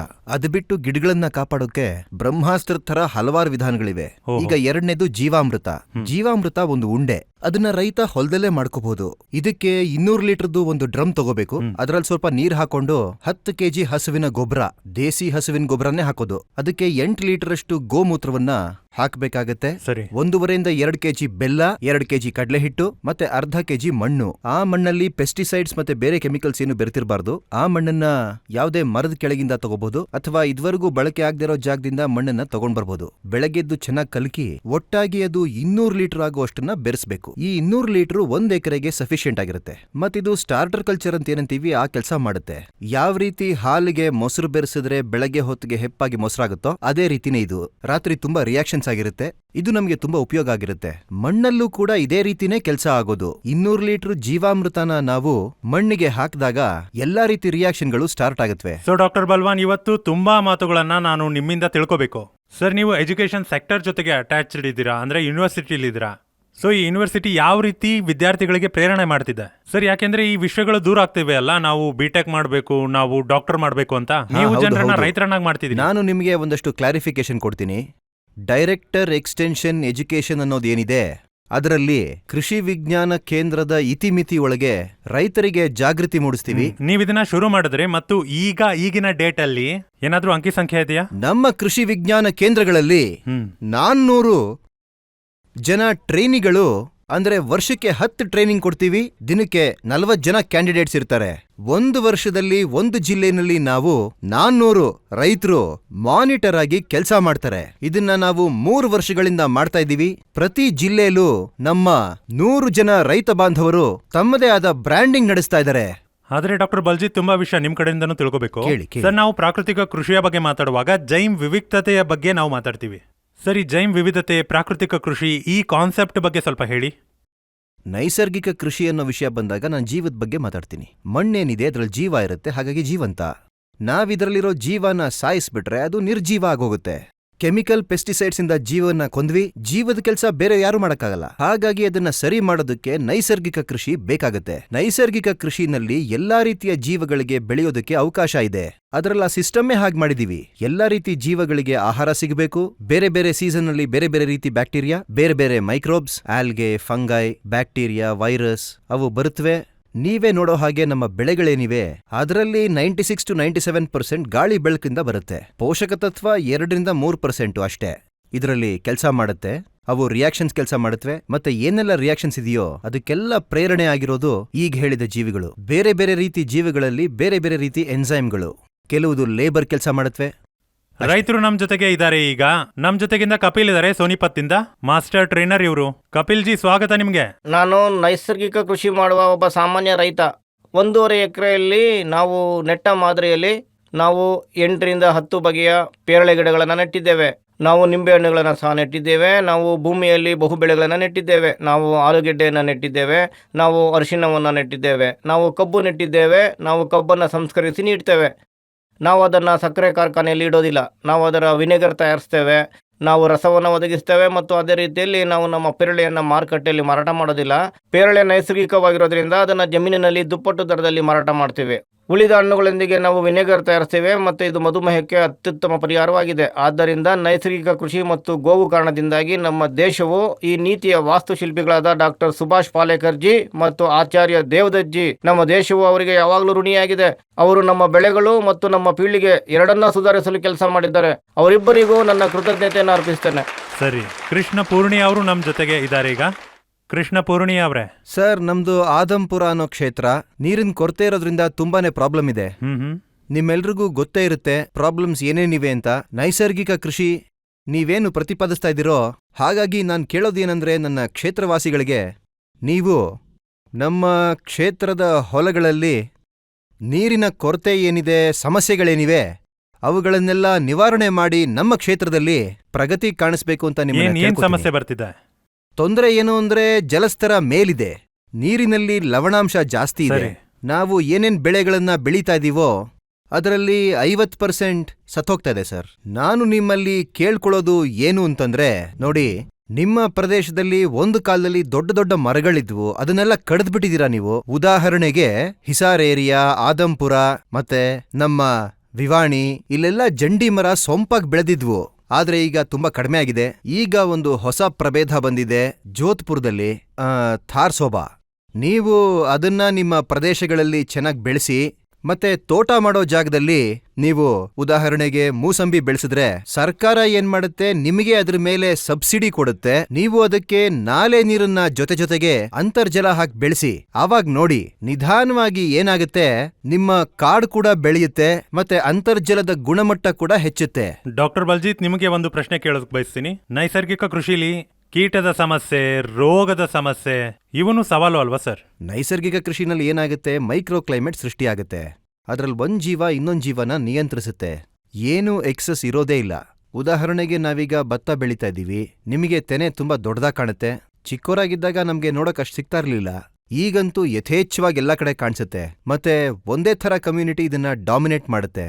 ಮತ್ತೆ ಬೇರೆ ಕಮ್ಯುನಿಟಿಗಳು ನಮ್ಗೆ ಕಾಣಕ್ ಸಿಗೋದೇ ಇಲ್ಲ. ಅದರಿಂದ ಇಂಬ್ಯಾಲೆನ್ಸ್ ಕ್ರಿಯೇಟ್ ಆಗುತ್ತೆ. ಆದ್ರೆ ನೈಸರ್ಗಿಕ ಕೃಷಿ ಮಾಡುವಾಗ ಇಂಬ್ಯಾಲೆನ್ಸ್ ಕ್ರಿಯೇಟ್ ಆಗೋದಿಲ್ಲ. ಒಂದೇ ತರ ಕಮ್ಯುನಿಟಿ ಬರುತ್ತೆ, ಒಂದು ಪೀಕ್ ತಲುಪಿದ ತಕ್ಷಣ ಸಾಯೋದಕ್ ಶುರುವಾಗುತ್ತೆ, ಮತ್ತೆ ಇನ್ನೊಂದ್ ಬರುತ್ತೆ, ಮತ್ತೆ ಅದು ಪೀಕ್ ತಲುಪಿದ ಮೇಲೆ ಸಾಯೋದಕ್ ಶುರು ಆಗುತ್ತೆ. ಒಂದ್ ವೇಳೆ ಪ್ಯಾಥೋಜನ್ ಬಂದ್ರೆ ಅಥವಾ ರೋಗ ಬಂದ್ರೆ ಅದೇ ತರ ಮೈಕ್ರೋ ಆರ್ಗ್ಯಾನಿಸಮ್ ಬರುತ್ತೆ. ಅವ್ ರಿಲೀಸ್ ಮಾಡೋ ಕಾಂಪೌಂಡ್ ಗಳಿಂದ ಕಂಟ್ರೋಲ್ ಆಗುತ್ತೆ. ಅರಲೋಪಥಿ ಅನ್ನೋದು ಯಾವ ಪ್ರೋಸೆಸ್ ಅಂದ್ರೆ, ಇದರಲ್ಲಿ ಒಂದ್ ಕಾಂಪೌಂಡ್ ಒಂದ್ ಯಾವ್ದೋ ಮೈಕ್ರೋ ಆರ್ಗ್ಯಾನಿಸಮ್ದು ಅನ್ಕೊಳ್ಳಿ, ಯಾವ್ದಾದ್ರು ಬೆಳೆದಿರಬಹುದು, ಇನ್ನೊಂದು ಬೆಳೆಯ ಮೈಕ್ರೋ ಆರ್ಗ್ಯಾನಿಸಮ್ನ ಅದು ಕಂಟ್ರೋಲ್ ಮಾಡುತ್ತೆ. ಈ ತರದ ನ್ಯಾಚುರಲ್ ಪ್ರೋಸೆಸ್ಗಳೇನಿವೆ ಅದು 13 ತರ ಬಯೋ ಟ್ರಾನ್ಸ್ಫಾರ್ಮೇಶನ್, ಅದು ಮುಖ್ಯ ಪಾತ್ರ ವಹಿಸುತ್ತೆ. ಅದು ಯಾವಾಗ ಸಾಧ್ಯ ಅಂದ್ರೆ ನೈಸರ್ಗಿಕ ಕೃಷಿ ಮಾಡಿದಾಗ. ವಿಜಯ್ ಸಿಂಗ್ ನಮ್ ಜೊತೆಗಿದ್ದಾರೆ ಪಾಣಿಪತ್ದಿಂದ. ವಿಜಯ್ ಜಿ, ಸ್ವಾಗತ ನಿಮ್ಗೆ. ಏನ್ ಮಾಡ್ತಿದ್ದೀರಿ? ನಾನು ನೈಸರ್ಗಿಕ ಕೃಷಿ ಮಾಡ್ತೇನೆ. ನನ್ನ ಹೆಸರು ವಿಜಯ್. ನಾನು ಮತ್ತೆ ಪಾವಟಿ ಗ್ರಾಮದವನು. ಮತ್ತೆ ನನ್ನ ಜಿಲ್ಲೆ ಪಾಣಿಪತ್, ನನ್ನ ಬ್ಲಾಕ್ ಸಮಲ್ಲ. ಮತ್ತೆ ಈ ರೀತಿಯ ಕೃಷಿಯ ಬಗ್ಗೆ ನಮಗೆ ತಿಳಿಸಲಾಯಿತು. ವೇದಿಕೆಯಲ್ಲಿದ್ದ ಗೌರವಾನ್ವಿತ ಅತಿಥಿಗಳು ಅದನ್ನ ವಿವರಿಸಿದ್ರು. ಇದರ ಅತ್ಯುತ್ತಮ ಶಕ್ತಿ ಭಾರತೀಯ ಹಸುಗಳು. ನಮ್ಮ ಪ್ರಧಾನಿ ಮತ್ತು ಇತರರು ಗೋವುಗಳನ್ನು ಉಳಿಸಿದ್ದಾರೆ. ಭಾರತೀಯ ಹಸುಗಳು 76 ಡಿಗ್ರಿ ತಾಪಮಾನವನ್ನು ಕಾಯ್ದುಕೊಳ್ತವೆ. ಈ ಭೂಮಿಯ ಮೇಲಿನ ಇತರ ಪ್ರಾಣಿಗಳಿಗೆ ಅಂತಹ ಶಕ್ತಿ ಇಲ್ಲ. ಅದರ ಹಾಲನ್ನು ಕುಡಿದು ಅದರ ತುಪ್ಪವನ್ನು ತಿನ್ನುವವರು ಅದರಲ್ಲಿನ ನಿಜವಾದ ಶಕ್ತಿಯನ್ನು ನೋಡಲು ಸಾಧ್ಯವಾಗ್ತದೆ. ಸರಿ, ಮತ್ತೀ ವಿಶೇಷ ಸೆಗ್ಮೆಂಟ್ ನ ಇನ್ನಷ್ಟು ವಿಶೇಷವಾಗಿ ಮಾಡ್ಲಿಕ್ಕೆ ನಮ್ ಜೊತೆಗಿಬ್ರು ವಿಶೇಷ ಅತಿಥಿಗಳಿದ್ದಾರೆ. ಪರಿಚಯ ನಾನ್ ಮಾಡಿಸ್ತಿದ್ದೀನಿ. ನಮ್ ಜೊತೆಗಿದ್ದಾರೆ Padmashri doctor Hariom, state training adviser, national of farming, for principal scientist Chaudhary Charan Singh, Haryana ಕೃಷಿ ವಿಶ್ವವಿದ್ಯಾಲಯ ಹಿಸಾರ್. ಸರ್, ಸ್ವಾಗತ ನಿಮ್ಗೆ. ನಮಸ್ಕಾರ. ಜೊತೆಗೆ ನಮ್ ಜೊತೆಗಿದ್ದಾರೆ ಜಾಲಿ ರಾಣಾ. ತುಂಬಾ ವಿಶೇಷ ರೈತರು ಇವರ ಅನುಭವದ ಬಗ್ಗೆ ತಿಳಿಯೋಣ. ಆದ್ರೆ ಡಾಕ್ಟರ್ ಹರಿಯೂಮ್, ನಿಮ್ಮಿಂದಾನೇ ಶುರು ಮಾಡೋಣ. ಸರ್, ಭೂಮಿಯ ಆರೋಗ್ಯ, ಕೃಷಿಯ ವಿಷಮತೆ, ನಿಮ್ಮದು ತುಂಬಾನೇ ದೊಡ್ಡ ಅನುಭವ ಸರ್. ಇದರ ಆಳವನ್ನ ನೀವು ಹೇಗೆ ನೋಡ್ತೀರಿ ಸರ್? ಹೇಗೆ ಈ ಆರೋಗ್ಯವನ್ನ ಸುಧಾರಿಸಬೇಕು, ಲಾಭನೂ ಪಡ್ಕೋಬೇಕು, ನೈಸರ್ಗಿಕ ಕೃಷಿಯನ್ನು ಅರ್ಥ ಮಾಡ್ಕೋಬೇಕು? ನಮಗೆ ಬಂದ ಮೊದಲ ಸಮಸ್ಯೆ ಎಂದರೆ ಮಣ್ಣು ಆರೋಗ್ಯಕರವಾಗಿದೆ. ಇದಲ್ಲದೆ ನೀರಿನ ಸವಕಳಿ ಇದೆ. ಇದು ಒಂದು ದೊಡ್ಡ ಸಮಸ್ಯೆಯಾಗಿ ಪರಿಣಮಿಸಿದೆ. ನಾನು ಕುರುಕ್ಷೇತ್ರದ ಬಗ್ಗೆ ನಿಮ್ಮೊಂದಿಗೆ ಮಾತನಾಡಿದ್ರೆ ಪ್ರತಿ ವರ್ಷ 3 ರಿಂದ 5 ಅಡಿ ನೀರು ಕಡಿಮೆ ಆಗ್ತದೆ. ಇದಲ್ಲದೆ ಜಾಗತಿಕ ತಾಪಮಾನ ಏರಿಕೆ ಇದೆ. ಜಾಗತಿಕ ತಾಪಮಾನವು ಭವಿಷ್ಯದಲ್ಲಿ ಭೂಮಿಯ ಸಂಪೂರ್ಣ ಜೀವನದ ಮೇಲೆ ಪರಿಣಾಮ ಬೀರುತ್ತದೆ. ಇದು ಎಲ್ಲರ ಮೇಲೂ ಪರಿಣಾಮ ಬೀರುತ್ತದೆ. ಇದು ಕೇವಲ ಮನುಷ್ಯರ ಮೇಲೆ ಮಾತ್ರವಲ್ಲ, ಭೂಮಿಯ ಸಂಪೂರ್ಣವಾದ ಜೀವನದ ಮೇಲೆ ಪರಿಣಾಮ ಬೀರುತ್ತದೆ. ಇದಲ್ಲದೆ ಯೂರಿಯಾ ಬಳಕೆಯಲ್ಲಿ ಹೆಚ್ಚಳವಾಗಿದೆ. ಇದು ತುಂಬಾ ಆತಂಕಕಾರಿಯಾಗಿದೆ. ಯೂರಿಯಾವನ್ನು ಹೆಚ್ಚಾಗಿ ಬಳಸ್ತಿದ್ರೆ ಅಸಮತೋಲನವಿದೆ. ಅವರು ಮಣ್ಣಿನಲ್ಲಿ 1% ಅಥವಾ 2% ಹೆಚ್ಚು ನೀಡ್ತಿದ್ದಾರೆ, ಆದರೆ ಅವರಿಗೆ 17% ಹೆಚ್ಚು ಬೇಕು. ಈ ಕಾರಣದಿಂದಾಗಿ ಕ್ಯಾನ್ಸರ್ ಮತ್ತು ಇತರ ರೋಗಗಳು ಹೆಚ್ಚುತ್ತಿವೆ. ಸರ್, ನಾನು ಮುಂದೆ ಹೋಗ್ತೀನಿ. ಆದ್ರೆ ನೀವು ಗ್ಲೋಬಲ್ ವಾರ್ಮಿಂಗ್ ಅಂತ ಒಂದು ಇಂಪಾರ್ಟೆಂಟ್ ಪಾಯಿಂಟ್ ಹೇಳಿದ್ರಿ. ಗ್ಲೋಬಲ್ ವಾರ್ಮಿಂಗ್ ಅನ್ನ ನೈಸರ್ಗಿಕ ಕೃಷಿ ಹೇಗೆ ಸಂಭಾಳಿಸುತ್ತೆ ಸರ್? ನಾವು ರಾಸಾಯನಿಕ ಕೃಷಿ ಮತ್ತು ಸಾವಯವ ಕೃಷಿಯನ್ನು ಹೋಲಿಸಿದಾಗ ಒಂದಿರುತ್ತೆ ಏರಿಯಾ ಸ್ಕೇಲ್ ಎಮಿಷನ್. ಇದರ ಅರ್ಥ 1 ಎಕರೆಯಲ್ಲಿ ಸಾವಯವ ಕೃಷಿ ಮತ್ತು ಇನ್ನೊಂದು ಎಕರೆಯಲ್ಲಿ ರಾಸಾಯನಿಕ ಕೃಷಿ ಇದೆ ಅಂತ. ಸಾವಯವ ಕೃಷಿಯಲ್ಲಿ ಕಡಿಮೆ ಹೊರಸೂಸುವಿಕೆ ಇದೆ. ಎರಡನೆಯ ಪ್ರಮಾಣ ಅಂದರೆ ಇಳುವರಿ ಪ್ರಮಾಣದ ಹೊರಸೂಸುವಿಕೆ. ಇದರಲ್ಲಿ ಏನಾಗುತ್ತೆ ಅಂದರೆ ರಾಸಾಯನಿಕ ಕೃಷಿಯಲ್ಲಿ ತಿಳ್ಕೊಳ್ಳಿ 30% ಇಳುವರಿ ಇದೆ ಅಂತ. ಸಾವಯವ ಕೃಷಿಗೆ ನಿಮಗೆ 2 ರಿಂದ 3 ಎಕರೆ ಬೇಕಾಗುತ್ತೆ. ಆ ಇಳುವರಿಗೆ ಮ್ಯಾಚ್ ಮಾಡೋಕ್ಕೆ, ಇಳುವರಿ ಪ್ರಮಾಣಕ್ಕೆ ಹೊಂದಿಕೆ ಮಾಡೋಕ್ಕೆ. ಆಗ ಸಾವಯವ ಇಂಗಾಲದ ಹೊರಸೂಸುವಿಕೆ ಹೆಚ್ಚಾಗ್ತದೆ. ಸರಿನಾ? ನೈಸರ್ಗಿಕ ಕೃಷಿಯಲ್ಲಿ ಇದು ಹೇಗೆ ಸಾಧ್ಯವಿಲ್ಲ. ನೈಸರ್ಗಿಕ ಕೃಷಿಯಲ್ಲಿ 3 ಹೊರಸೂಸುವ ಅನಿಲಗಳಿವೆ. ಕಾರ್ಬನ್ ಡೈಆಕ್ಸೈಡ್, ಮೀಥೈನ್ ಮತ್ತು ನೈಟ್ರಸ್ ಆಕ್ಸೈಡ್. ಇದರಲ್ಲಿ ಜಾಗತಿಕ ತಾಪಮಾನ ಏರಿಕೆಯನ್ನು ಮಾಡುವ 3 ಅನಿಲಗಳಲ್ಲಿ 4 ಅಂಶಗಳು ಒಳಗೊಂಡಿರುತ್ತವೆ: ಕಾರ್ಬನ್, ಹೈಡ್ರೋಜನ್, ಆಕ್ಸಿಜನ್, ನೈಟ್ರೋಜನ್. ಈ 3 ಅನಿಲಗಳು 4 ಮೂಲ ವಸ್ತುಗಳಿಂದ ಮಾಡಲ್ಪಟ್ಟಿದೆ. ಈ 4 ಅಂಶಗಳಿಂದಲೇ ನಿಮ್ಮ ಕಾರ್ಬೋಹೈಡ್ರೇಟ್ ಅನ್ನು ರೂಪಿಸುತ್ತೆ: ಇಂಗಾಲ, ಜಲಜನಕ ಮತ್ತು ಆಮ್ಲಜನಕ. ಈ 4 ಅಂಶಗಳಿಂದ ನಿಮ್ಮ ಪ್ರೋಟೀನ್ ಆಗುತ್ತೆ. ಈ 4 ಅಂಶಗಳಿಂದ ನಿಮ್ಮ ಲಿಪಿಡ್ ಆಗುತ್ತವೆ. ಮತ್ತು ಈ 3 ಅಂಶಗಳು ಸೂಕ್ಷ್ಮ ಜೀವಿಗಳ ಕೋಶ ಅಂಗಾಂಶಗಳಾಗಿವೆ. ಜೀವಕೋಶದ ಅಂಗಾಂಶಗಳು ಅಂದರೆ ಹಸುವಿನ ಸಗಣಿ ಅಥವಾ ಇನ್ಯಾವುದಾದ್ರೂ ನಾವು ನಮ್ಮ ದೇಹದಲ್ಲಿ ಏನೇ ಹಾಕಿದ್ರೂ ಈ ಸೂಕ್ಷ್ಮ ಜೀವಿಗಳು ಅದನ್ನು ತಿನ್ನುತ್ತವೆ ಮತ್ತು ನಮ್ಮ ದೇಹವನ್ನು ಮಾಡುತ್ತವೆ. ಸೂಕ್ಷ್ಮ ಜೀವಿಗಳು ಕೊಳೆಯುವಾಗ ಅಂದರೆ ಪ್ರತಿ 10 ರಿಂದ 20 ನಿಮಿಷಗಳಿಗೊಮ್ಮೆ ದ್ವಿಗುಣಗೊಳ್ಳುವಂತೆ ಅವು ಸಾಯಲು ಪ್ರಾರಂಭಿಸ್ತವೆ. ಅವುಗಳ ದೇಹಗಳು ಕೊಳೆಯುವಾಗ ಅವು ಹ್ಯೂಮಸ್ ಆಗಿ ಆಹಾರವಾಗಿ ಬದಲಾಗುತ್ತೆ. ಆ ರೆಡಿಮೇಡ್ ಫುಡ್ ಸಹ ಆಹಾರವಾಗುತ್ತೆ. ಆ ಆಹಾರದಿಂದ ಸಸ್ಯದ ದೇಹ ರೂಪುಗೊಳ್ತದೆ ಮತ್ತೆ ಅದು ಸೈಕಲ್ಗೆ ಬರ್ತದೆ. ಅಂದ್ರೆ ನಾವು ಏನೇ ಹಾಕಿದ್ರು ಸೂಕ್ಷ್ಮ ಜೀವಿಗಳು ಅದನ್ನು ತಿನ್ನುತ್ತವೆ. ಸೂಕ್ಷ್ಮ ಜೀವಿಗಳು ಅದನ್ನು ತಿನ್ನುತ್ತವೆ. ಸೂಕ್ಷ್ಮ ಜೀವಿಗಳು ಸತ್ತಾಗ ಅದು ಹ್ಯೂಮಸ್ ಆಗುತ್ತೆ. ಹ್ಯೂಮಸ್ ಅನ್ನು ಸಸ್ಯಗಳು ತಿನ್ನುತ್ತವೆ ಮತ್ತೆ ಅದು ಮತ್ತೆ ಸೈಕಲ್ಗೆ ಬರ್ತದೆ. ಇದನ್ನ ಸೀಕ್ವೆಸ್ಟ್ರೇಷನ್ ಅಂತ ಕರಿತೇವೆ. ಇದರಿಂದ ಜಾಗತಿಕ ತಾಪಮಾನ ಏರಿಕೆ ಮಾಡುವ ಈ 4 ಅಂಶಗಳು ಈ ಪರಿಸರಕ್ಕೆ ಹೋಗಲು ಸಾಧ್ಯವಿಲ್ಲ. ಆದ್ರಿಂದ ಇದರಲ್ಲಿ ಭಾರಿ ವ್ಯತ್ಯಾಸವಿದೆ. ನಿಮಗೆ ಹೇಳದ ವ್ಯತ್ಯಾಸ ಅದು ನಮಗೆ ತಿಳಿದಿಲ್ಲ. ಸರ್, ಇದಂತರೂ ಸಾಮಾನ್ಯ ವಿಷಯ. ಈಗ ಇದನ್ನ ನೀವು ಹೇಳ್ತಾ ಇದ್ರಿ. ಬಟ್ ಸರ್, ನಿಮ್ಗೆ ಏನ್ ಮಾಡ್ತಿದ್ದೀರಿ ಮತ್ತು ಯಾವಾಗಿಂದ ಮಾಡ್ತಿದ್ದೀರಿ? ಇದರಲ್ಲಿ ಎಷ್ಟು ಲಾಭ ಇದೆ ಅಂತ ನಿಮಗನ್ಸುತ್ತೆ? ನಮ್ಮ ಪರ್ಸನಲ್ ಕಾರಣಗಳಿಂದಾಗಿ ನಮ್ಮ ಮನೆಗಳಲ್ಲಿ ಏನಾಯ್ತು ಅಂದ್ರೆ, ನಾವು ನಮ್ಮ ಸರಿ ಮನೆಗೆ ಹಿರಿಯರಾದ ನಮ್ಮ ತಂದೆನ ಕಳ್ಕೊಳ್ಳೋ ಪರಿಸ್ಥಿತಿ ಬಂತು. ಆಗ ನಾವು ಯೋಚನೆ ಮಾಡಿದ್ವಿ ಈ ಸಮಸ್ಯೆಗಳೆಲ್ಲ ಎಲ್ಲಿಂದ ಹೇಗ್ ಬಂದ್ವು ಅಂತ. ಆಗ ನಾವು ಎಕ್ಸ್ಪರ್ಟ್ಗಳನ್ನ, ಡಾಕ್ಟರ್ಗಳನ್ನ ಭೇಟಿಯಾಗಿ ಎಲ್ಲ ನಮ್ಮ ಆಹಾರದಿಂದಾನೇ ಬಂದಿರೋದು ಅಂತ ಗೊತ್ತಾಯ್ತು. ಮತ್ತೆ ಈ ಆಹಾರ ಎಲ್ಲಿಂದ ಬಂತು? ಹೊಲದಿಂದ ನಮ್ ತಟ್ಟೆಗೆ ಬಂದು ತಲುಪಿದೆ. ಆವಾಗ ನನಗನ್ನಿಸ್ತು, ನಾವೇ ಇದನ್ನ ಬೆಳೀತಾ ಇರೋದು, ನಾವೇ ತಿಂತಾ ಇರೋದು. ಅದಕ್ಕೆ ನಾವು ಈ ಟೆಕ್ನಿಕ್ನ ಬದಲಾಯಿಸಿ ತಿನ್ನಕ್ ಯೋಗ್ಯವಾಗಿರೋದನ್ನ ಬೆಳಿಬೇಕು ಅಂತ. ಈಗ ದವಸ ಧಾನ್ಯದ ಉತ್ಪಾದನೆ ಹೆಚ್ಚಾಗಿದೆ. ಒಂದಲ್ಲ ಒಂದ್ ಕಡೆ ನಾವದರಲ್ಲಿ ನ್ಯೂಟ್ರಿಷನ್ನ ಕಳ್ಕೋತಾ ಇದೀವಿ. ನ್ಯೂಟ್ರಿಷನ್ ಹೋಗೋದು ಹೋಯ್ತು, ಆದ್ರೆ ಜೊತೆಗ್ ವಿಷ ಕೂಡ ಬೆರ್ತಿದೆ. ಅದನ್ನ ನಮ್ಮ ಶರೀರ ಒಪ್ಕೊಳ್ತಾನೇ ಇಲ್ಲ. ಈಗ ಅದರ ಪರಿಣಾಮ ಕಾಣಿಸೋಕ್ ಶುರುವಾಗಿದೆ. ಈ ವಿಷಯಗಳನ್ನ ಗಮನದಲ್ಲಿಟ್ಕೊಂಡು ನಾವು ಬುದ್ಧಿವಂತರ ಆಗಿದ್ರೆ ನಮ್ಮ ಆಹಾರ ನಾವೇ ಸರಿಯಾಗಿ ಬೆಳಕಾಗಲ್ಲ ಅಂದ್ರೆ ನಾವೆಂಥ ರೈತರು ಹೇಳಿ? ರೈತರ ಉದ್ದೇಶನೇ ಎಲ್ಲರಿಗೂ ಆಹಾರನ ಉತ್ಪಾದನೆ ಮಾಡೋದು. ನಾವು ವಿಷಕಾರಿ ಆಹಾರನ ಉತ್ಪಾದನೆ ಮಾಡಿದ್ರೆ ಒಂದಲ್ಲ ಒಂದ್ ರೀತಿ ನಮ್ಮ ವೃತ್ತಿಗೆ ನಾವು ದ್ರೋಹ ಬಗಿತಾ ಇದೀವಿ ಅಂತ. ನಮಗೆ ಯಾವಾಗ ಕಲಿಯೋದಕ್ಕೆ ಆಸಕ್ತಿ ಬರುತ್ತೋ ಆಗ ನಮಗೆ ಒಬ್ಬ ಪ್ರಮುಖ ಮಾರ್ಗದರ್ಶಿಯಾಗಿ ನಮ್ಮ ಸಂಸ್ಥಾನ, ನಮ್ಮ ಆಚಾರ್ಯರೇನಿದ್ದಾರೆ ಅಥವಾ ಡಾಕ್ಟರ್ ಹರಿಓಂ ಥರದವರು ಗುರು ರೂಪದಲ್ಲಿ ನಮಗ್ ಸಿಕ್ಕಿದ್ದಾರೆ. ಅದರಿಂದ ನಮ್ಮ ದಾರಿ ತುಂಬಾ ಸುಲಭ ಆಗ್ತಾ ಹೋಯ್ತು. ಈಗ ನಾವು 8 ವರ್ಷ ಪೂರ್ಣಗೊಳಿಸಿದೀವಿ ನೈಸರ್ಗಿಕ ಕೃಷಿನಲ್ಲಿ. ಮತ್ತೆ ನಮ್ಮ ಹೊಲ ಮತ್ತೆ ಭೂತಾಯಿ ಆಶೀರ್ವಾದ ರೂಪದಲ್ಲಿ ಬೆಳೆ ನೀಡ್ತಾ ಇದೆ. ಅದು ನೋಡಕ್ಕೂ ಚೆನ್ನಾಗಿರುತ್ತೆ.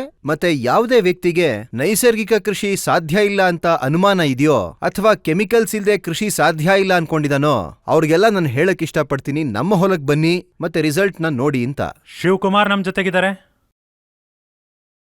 ಶಿವಕುಮಾರ್ ಅವರೇ, ಸ್ವಾಗತ ನಿಮ್ಗೆ ಕೃಷಿ ಚೌಪಾಲ್ನಲ್ಲಿ. ಏನ್ ಮಾಡ್ತಿದ್ದೀರಾ ಈಗ? ಹೇಳಿ ಸ್ವಲ್ಪ. ನಮಸ್ಕಾರ ಸರ್. ನಾನು ಶಿವಕುಮಾರ್ ಪಾಂಚಾಲ್, ಟೀಕ್ರಿಹಳ್ಳಿಯಿಂದ, ಕರ್ನಾಲ್ ಜಿಲ್ಲೆ ನಿವಾಸಿ. ಮತ್ತೆ ನಾನು ಕಳೆದ 4 ವರ್ಷಗಳಿಂದ ನ್ಯಾಚುರಲ್ ಫಾರ್ಮಿಂಗ್ ಮಾಡ್ತಾ ಇದ್ದೀನಿ. ನನಗೆ ಸರಿಯಾದ ಮಾರ್ಗದರ್ಶನ ಸಿಕ್ಕಿದ್ದು ಅಂದ್ರೆ ಆಚಾರ್ಯ ದೇವರ್ಜಿ ಅವರ ಗುರುಕುಲದಿಂದ ಮತ್ತೆ ನಮ್ಮ ಆದರಣೀಯ ಗುರುಗಳೇನಿದ್ದಾರೆ ಡಾಕ್ಟರ್ ಹರಿಓಂ ಅವರು, ಇವರಿಂದ ನಾವು ನೈಸರ್ಗಿಕ ಕೃಷಿನ ಕಲ್ತು ನಾನು ತುಂಬಾನೇ ಲಾಭ ಬರ್ತಿದೆ ಅಲ್ವಾ? ಹೌದು ಸರ್. ಲಾಭದ ಬಗ್ಗೆ ಅಷ್ಟೇ ಮಾತಾಡ್ಬೇಕು. ನಮ್ ಜೊತೆ ಮನೋಜ್ ಅವರಿದ್ದಾರೆ ಕೇತಾಲ್ದಿಂದ. ನಾನು ಕಳೆದ 5 ವರ್ಷಗಳಿಂದ ಗೋಮಾತೆ ಮತ್ತೆ ಮಣ್ಣಿನ ಸೇವೆ ಮಾಡ್ತಾ ಇದ್ದೀನಿ ಸರ್. ಹಸುಗಳು ಮತ್ತೆ ಮಣ್ಣನ್ನ ಬಳಸ್ಕೊಂಡು ನಾವು ನೈಸರ್ಗಿಕ ಕೃಷಿ ಅಥವಾ ನ್ಯಾಚುರಲ್ ಫಾರ್ಮಿಂಗ್ ಅನ್ನ ನಾವು ಮಾಡೆಲ್ ತರ ಮಾಡಿದೀವಿ. ಹೀಗೆ ನಡ್ಕೊಂಡ್ ಬಂದಿದೆ ಸರ್. ಇದುವರೆಗೂ ಫಾರ್ಮ್ ಇಂದ ಹೊರಗಡೆ ಹೋಗಿ ನಾನ್ ಏನನ್ನೂ ಮಾರಿಲ್ಲ. ಎಲ್ಲ ನಮ್ ಫಾರ್ಮ್ಗೆ ಬಂದ್ ತಗೋತಾರೆ. ಕ್ವಾಂಟಿಟಿ ಮೇಲ್ ಕೆಲಸ ಮಾಡಬೇಡಿ, ಕ್ವಾಲಿಟಿ ಮೇಲ್ ಕೆಲಸ ಮಾಡಿ, ಅವಾಗ ಕೂತಲ್ಲೇ ಸೇಲ್ ಆಗುತ್ತೆ. ಸಾಲಾಗ್ ಬಂದ್ ತಗೋತಾರೆ. ಸರ್, ನಾನು ಮಾಡೆಲ್ ಏನ್ ತಯಾರು ಮಾಡಿದೀನಿ ಅದರಲ್ಲಿ 37 ಜನ ಫಾರ್ಮರ್ಸ್ ಬಂದ್ ಸೇರ್ಕೊಂಡಿದ್ದಾರೆ ನ್ಯಾಚುರಲ್ ಫಾರ್ಮಿಂಗ್ ಮಾಡಕ್ಕೆ. ಮಲ್ಟಿ ಲೇಯರ್ ಫಾರ್ಮಿಂಗ್ ಮಾಡ್ತಿದೀವಿ ಸರ್. ಒಂದೇ ಸಲ 4 ಫಸಲು, ಒಂದೇ ಧಾನ್ಯ, ಒಂದೇ ನೀರು, ಒಂದೇ ಟೈಮಲ್ಲಿ ಫ್ರೂಟಿಂಗ್ ಟೈಮ್ ಕೂಡ. ಕೆಮಿಕಲ್ ಮಂಡಿಗೆ ಹೋದ್ರೆ ಯಾವ ರೀತಿ ಪ್ರಾಫಿಟ್ ಆಗೋದಿಲ್ಲ ಅಂತ ನಾನು ಎಲ್ರಿಗೂ ಹೇಳೋದಕ್ಕೆ ಇಷ್ಟಪಡ್ತೀನಿ. ಫಾರ್ಮಿಂಗ್ ಮತ್ತೆ ಗೋಮಾತೆನ ಅರ್ಥ ಮಾಡ್ಕೊಳ್ಳಿ. ತುಂಬಾ ಅದ್ಭುತ, ತುಂಬಾ ಅದ್ಭುತ. ನನ್ನ ಹೆಸರು ಸಚಿನ್. ನಾನು ದೆಹಲಿಯಲ್ಲಿ ಕಾನೂನು ಅಭ್ಯಾಸ ಮಾಡ್ತಿದ್ದೆ. 2022ರಲ್ಲಿ ನಾನು ಡಾಕ್ಟರ್ ಹರಿಓಂ ಅವರ ತರಬೇತಿಯ ಸಹಾಯದಿಂದ ನೈಸರ್ಗಿಕ ಕೃಷಿಯನ್ನು ಪ್ರಾರಂಭಿಸಿದ್ದೇನೆ. ನಾನು ಕಾರ್ಪೊರೇಟ್ನಿಂದ ಕೃಷಿಗೆ ಪರಿವರ್ತನೆಗೊಂಡಿದ್ದೇನೆ ಎಂದು ಹೇಳಲು ಬಯಸ್ತೇನೆ. ನಾನು ಎದುರಿಸಿದ ಸವಾಲುಗಳು ಸಾಮಾನ್ಯ ರೈತನು ಎದುರಿಸಿರೋದಿಲ್ಲ. ಏಕೆಂದರೆ ಅವನಿಗೆ ಈಗಾಗಲೇ ಕೃಷಿ ತಿಳಿದಿದೆ. ಮತ್ತೆ ನಾನು ಹೇಳಲು ಬಯಸ್ತಿರೋದೇನೆಂದರೆ, ನಾನು ಕಾರ್ಪೊರೇಟ್ ವಲಯದಿಂದ ಕೃಷಿಗೆ ಬಂದಿದ್ರೆ ರಾಸಾಯನಿಕ ಕೃಷಿ ಮಾಡುತ್ತಿರುವ ಸಾಮಾನ್ಯ ರೈತನನ್ನ ನೈಸರ್ಗಿಕ ಕೃಷಿಯತ್ತ ಸಾಗಲು ಪ್ರೇರೇಪಿಸಲು ನಾನು ಬಯಸ್ತೇನೆ. ಮತ್ತು ಹಾಗೆ ಮಾಡೋದ್ರಿಂದ ಮಾತ್ರ ನಮ್ಮ ದೇಶವನ್ನು ಉಳಿಸಲು ಸಾಧ್ಯವಾಗ್ತದೆ. ಅಂದ್ರೆ ನೈಸರ್ಗಿಕ ಕೃಷಿ ಬೆಸ್ಟ್ ಅಂತ ನೀವು ಹೇಳ್ತಾ ಇದ್ದೀರಾ. ಹಾಗಿದ್ರೆ ಸರಿ ಸರ್, ಓಕೆ.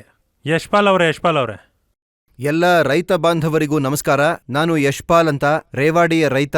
ನಾನು 2017ರಿಂದ 40 ಎಕರೆಲಿ ನೈಸರ್ಗಿಕ ಕೃಷಿ ಮಾಡ್ತಾ ಇದ್ದೀನಿ. ತುಂಬಾ ಯಶಸ್ವಿಯಾಗಿದೆ. ಮತ್ತೆ ನೈಸರ್ಗಿಕ ಕೃಷಿನಲ್ಲಿ ಬೆಳೆಯುವಂಥ ಬೆಳೆಗಳಲ್ಲಿ ಪೌಷ್ಟಿಕಾಂಶ ಹೆಚ್ಚಾಗಿರುತ್ತೆ, ಸಮೃದ್ಧವಾಗಿರುತ್ತೆ. ಮೊದಲು ಜೈವಿಕ ಕೃಷಿ ಮಾಡ್ತಿದ್ವಿ, ಆದ್ರೆ ಡಾಕ್ಟರ್ ಹರಿಓಂ ಸಿಕ್ದಾಗಿಂದ ಮತ್ತೆ ಗುರುಕುಲ ಕ್ಷೇತ್ರಕ್ಕೆ ಬಂದು ನಾವು ನೋಡಿದ್ವಿ, ನ್ಯಾಚುರಲ್ ಫಾರ್ಮಿಂಗ್ ಮತ್ತೆ ಆರ್ಗ್ಯಾನಿಕ್ ಫಾರ್ಮಿಂಗ್ ಬಗ್ಗೆ ವ್ಯತ್ಯಾಸ ತಿಳ್ಕೊಂಡ್ವಿ. ತುಂಬಾನೇ ವಿಷಯ ಗೊತ್ತಾಯ್ತು ನಮಗೆ. ಯಾವಾಗ ನ್ಯಾಚುರಲ್ ಫಾರ್ಮಿಂಗ್ ನ ಶುರು ಮಾಡಿದ್ವೋ ಅವಾಗಿಂದ ನಮ್ಮ ಉತ್ಪಾದನೆ ಅದು ಸಾಮಾನ್ಯ ರೈತನ ಅಪೇಕ್ಷೆ ಏನಿರುತ್ತೆ ಅದಕ್ಕಿಂತ ದುಪ್ಪಟ್ಟು ಬೆಲೆಯಲ್ಲಿ ವ್ಯಾಪಾರ ಆಗತ್ತೆ. ಸರ್, ನಾನು ವೈಂಡ್ ಅಪ್ ಮಾಡಬೇಕು. ಆದ್ರೂ ಹೋಗೋಕ್ಕೂ ಮೊದಲು ನೀವೇನಾದ್ರೂ ಹೇಳ್ಬೇಕಾ? ನೈಸರ್ಗಿಕ ಕೃಷಿ ಮಾಡಬೇಕು ಅಂತ ಇರೋರ್ಗೆ ಮಾಡಿ ಅಂತ ಹೇಳಿ. ನೋಡಿ, ಈಗ ನಮ್ಮ ಮುಂದೆ ಯಾವುದೇ ದಾರಿ ಉಳಿದಿಲ್ಲ. ಮತ್ತು ಅತ್ಯಂತ ಮುಖ್ಯ ವಿಷಯವೆಂದರೆ ನೈಸರ್ಗಿಕ ಕೃಷಿಯಲ್ಲಿ ಮಣ್ಣಿನ ಆರೋಗ್ಯ ಹೆಚ್ಚಾಗುತ್ತೆ. ಪ್ರತಿ ವರ್ಷ ನಾನು ಮಣ್ಣಿನ ಮಾದರಿಗಳನ್ನು ತೆಗೆದುಕೊಂಡು ಮಾನ್ಯತೆ ಪಡೆದ ಸಂಸ್ಥೆಗಳು ಮತ್ತು ವಿಶ್ವವಿದ್ಯಾಲಯಗಳಿಂದ ಪರೀಕ್ಷಿಸ್ತೇನೆ. ಮತ್ತಿಲ್ಲಿ 180 ಎಕರೆ ಜಮೀನಿನಲ್ಲಿ ಆಚಾರ್ಯಜಿಯವರ ಮಾರ್ಗದರ್ಶನದಲ್ಲಿ ನೈಸರ್ಗಿಕ ಕೃಷಿಯನ್ನು ಮಾಡಲಾಗ್ತೈತೆ ಅಂತ ನಾನು ನಿಮಗೆ ಹೇಳಲು ಬಯಸ್ತೀನಿ. ಇಡೀ ತೋಟವು ಸಾವಯವ ಇಂಗಾಲದ ಶ್ರೀಮಂತ ವರ್ಗಕ್ಕೆ ಬಂದಿದೆ. ಇದು ಏನು ಸಾಮಾನ್ಯ ವಿಷಯ ಅಲ್ಲ. ಭಾರತದಲ್ಲಿ ಇಂಥದನ್ನು ಪಡೆಯೋದೇ ಕಷ್ಟ. ಅಂದರೆ ಭಾರತದಲ್ಲಿ ಸಾವಯವ ಇಂಗಾಲವು 0.3, 0.4 ಆಗಿದೆ. ಮತ್ತು ಈ ಫಾರ್ಮ್ನ ಸಾವಯವ ಇಂಗಾಲವು 0.8ಗಿಂತ ಹೆಚ್ಚಾಗಿದೆ. ಮತ್ತು ಅದು 1.5ವರೆಗೆ ಸಹ ಬಂದಿತ್ತು. ಆದ್ದರಿಂದ ನೀವು ನೈಸರ್ಗಿಕ ಕೃಷಿಯಲ್ಲಿ ತೊಡಗಿಸಿಕೊಂಡಿದ್ರೆ ಇಳುವರಿ ಬಗ್ಗೆ ಮತ್ತೊಂದು ಪ್ರಶ್ನೆ ಇದೆ. ಇಳುವರಿ 1-2 ವರ್ಷಗಳಷ್ಟು ಕಡಿಮೆ ಆಗುತ್ತೆ, ಆ ಥರ ಭಾವಿಸಿ. ಆದರೆ ನಿಮ್ಮ ಖರ್ಚುಗಳು ಕಡಿಮೆ ಆಗುತ್ತವೆ. ಅದಕ್ಕಾಗಿಯೇ ನಿಮ್ಮ ನಿವ್ವಳ ಆದಾಯ ಕಡಿಮೆ ಆಗೋಲ್ಲ. ಮತ್ತು ನಾನು ನಿಮಗೆ ರೋಗಗಳು ಮತ್ತು ಕೀಟಗಳ ಬಗ್ಗೆ ಹೇಳಿದೆ. ಕೃಷಿಯಲ್ಲಿ 60-70% ರೋಗಗಳು ಸಾವಯವ ಕೃಷಿಯಿಂದ ಬರ್ತವೆ. ಸರ್, ತುಂಬಾ ಧನ್ಯವಾದ. ಇಷ್ಟೊಂದು ಸಮಯವನ್ನು ನಮ್ಮ ಜೊತೆಗೆ ಕಳೆದ್ರಿ, ತುಂಬಾ ಮಾಹಿತಿಯನ್ನು ನಮ್ಮ ಜೊತೆಗೆ ಹಂಚ್ಕೊಂಡ್ರಿ. ಧನ್ಯವಾದ. ಸೊ ಹೀಗಾಗಿ ಕೃಷಿ ಚೌಪಾಲ್ನ ಇಲ್ಲೇ ಮುಗಿಸ್ತಾ ಇದ್ದೀನಿ. ನಾನು ಯಾವಾಗ್ಲೂ ಹೇಳ್ತೀನಿ, ಇದು ಕೃಷಿ ಮಂತ್ರಾಲಯ ಹಾಗೂ ದೂರದರ್ಶನದ ಸಂಯುಕ್ತ ಪ್ರಸ್ತುತಿಯಾಗಿದೆ. ಇದರ ಹೆಸರು ಕೃಷಿ ಚೌಪಾಲ್. ನಮಗೆ ಅವಸರದಲ್ಲಿ ನಿಮಗೆ ಸುದ್ದಿ ತೋರಿಸೋ ಅವಶ್ಯಕತೆ ಅಂತೂ ಇಲ್ವೇ ಇಲ್ಲ. ನಮಗೆ ಸುದ್ದಿ ಅಂತ ಅಂದ್ರೆ ನಿಮ್ಮವರೆಗೂ ಮಾಹಿತಿಯನ್ನ ತಲುಪಿಸೋದು. ಆ ಮಾಹಿತಿಯಿಂದ ನಿಮಗೆ ಲಾಭ ಆಗ್ಬೇಕು. ಅತರಂಗಿ ದುನಿಯಾದಲ್ಲಿ ಸುಳ್ಳು ಸುದ್ದಿಗಳಿಗೆ ಬೆಲೆ ಇಲ್ಲ. ವಾಸ್ತವ ನಿಮ್ ಜೊತೆಗೆ. ಮತ್ ನಾನು ಯಾವಾಗ್ಲೂ ಹೇಳ್ತಿರ್ತೀನಿ, ದೂರದರ್ಶನ್ ಕಿಸಾನ್ ನಿಮ್ ಜೊತೆಗೆ 24 ಗಂಟೆ 7 ದಿನವೂ ಇರುತ್ತೆ. ನಾವೇನೇ ನಿಮ್ ಜೊತೆಗಿರ್ತೀವಿ, ನಿಮ್ಮ ಮಾತನ್ನ ಹೇಳ್ತೀವಿ. ನಾನ್ ನಿಮ್ಗೆ ಹೇಳಿದ್ದೆ ಅಲ್ವಾ, ಕಾಶ್ಮೀರದಿಂದ ಹಿಡಿದು ಕನ್ಯಾಕುಮಾರಿಯವರೆಗೂ ನಾನಿದೆಲ್ಲವನ್ನ ಹೀಗೆ ತಗೊಂಡು ಹೋಗ್ತಾ ಇರ್ತೀನಿ. ನೀವು ನನ್ನ ಜೊತೆಗೆ ನಡೀತಾ ಇರ್ತೀರಿ. ಈ ವಿಶ್ವಾಸ ನನ್ಗೆ ಯಾವಾಗ್ಲೂ ಇದೆ. ಇದೇ ನಂಬಿಕೆ ಹಾಗೂ ವಿಶ್ವಾಸದೊಂದಿಗೆ ಕೃಷಿ ಚೌಪಾಲ್ನ ಇಲ್ಲೇ ಮುಗಿಸ್ತಿದ್ದೀನಿ. ತುಂಬಾ ಧನ್ಯವಾದ ನೀವೆಲ್ಲ ನೋಡಿದ್ದಕ್ಕೆ. Thank you so very much.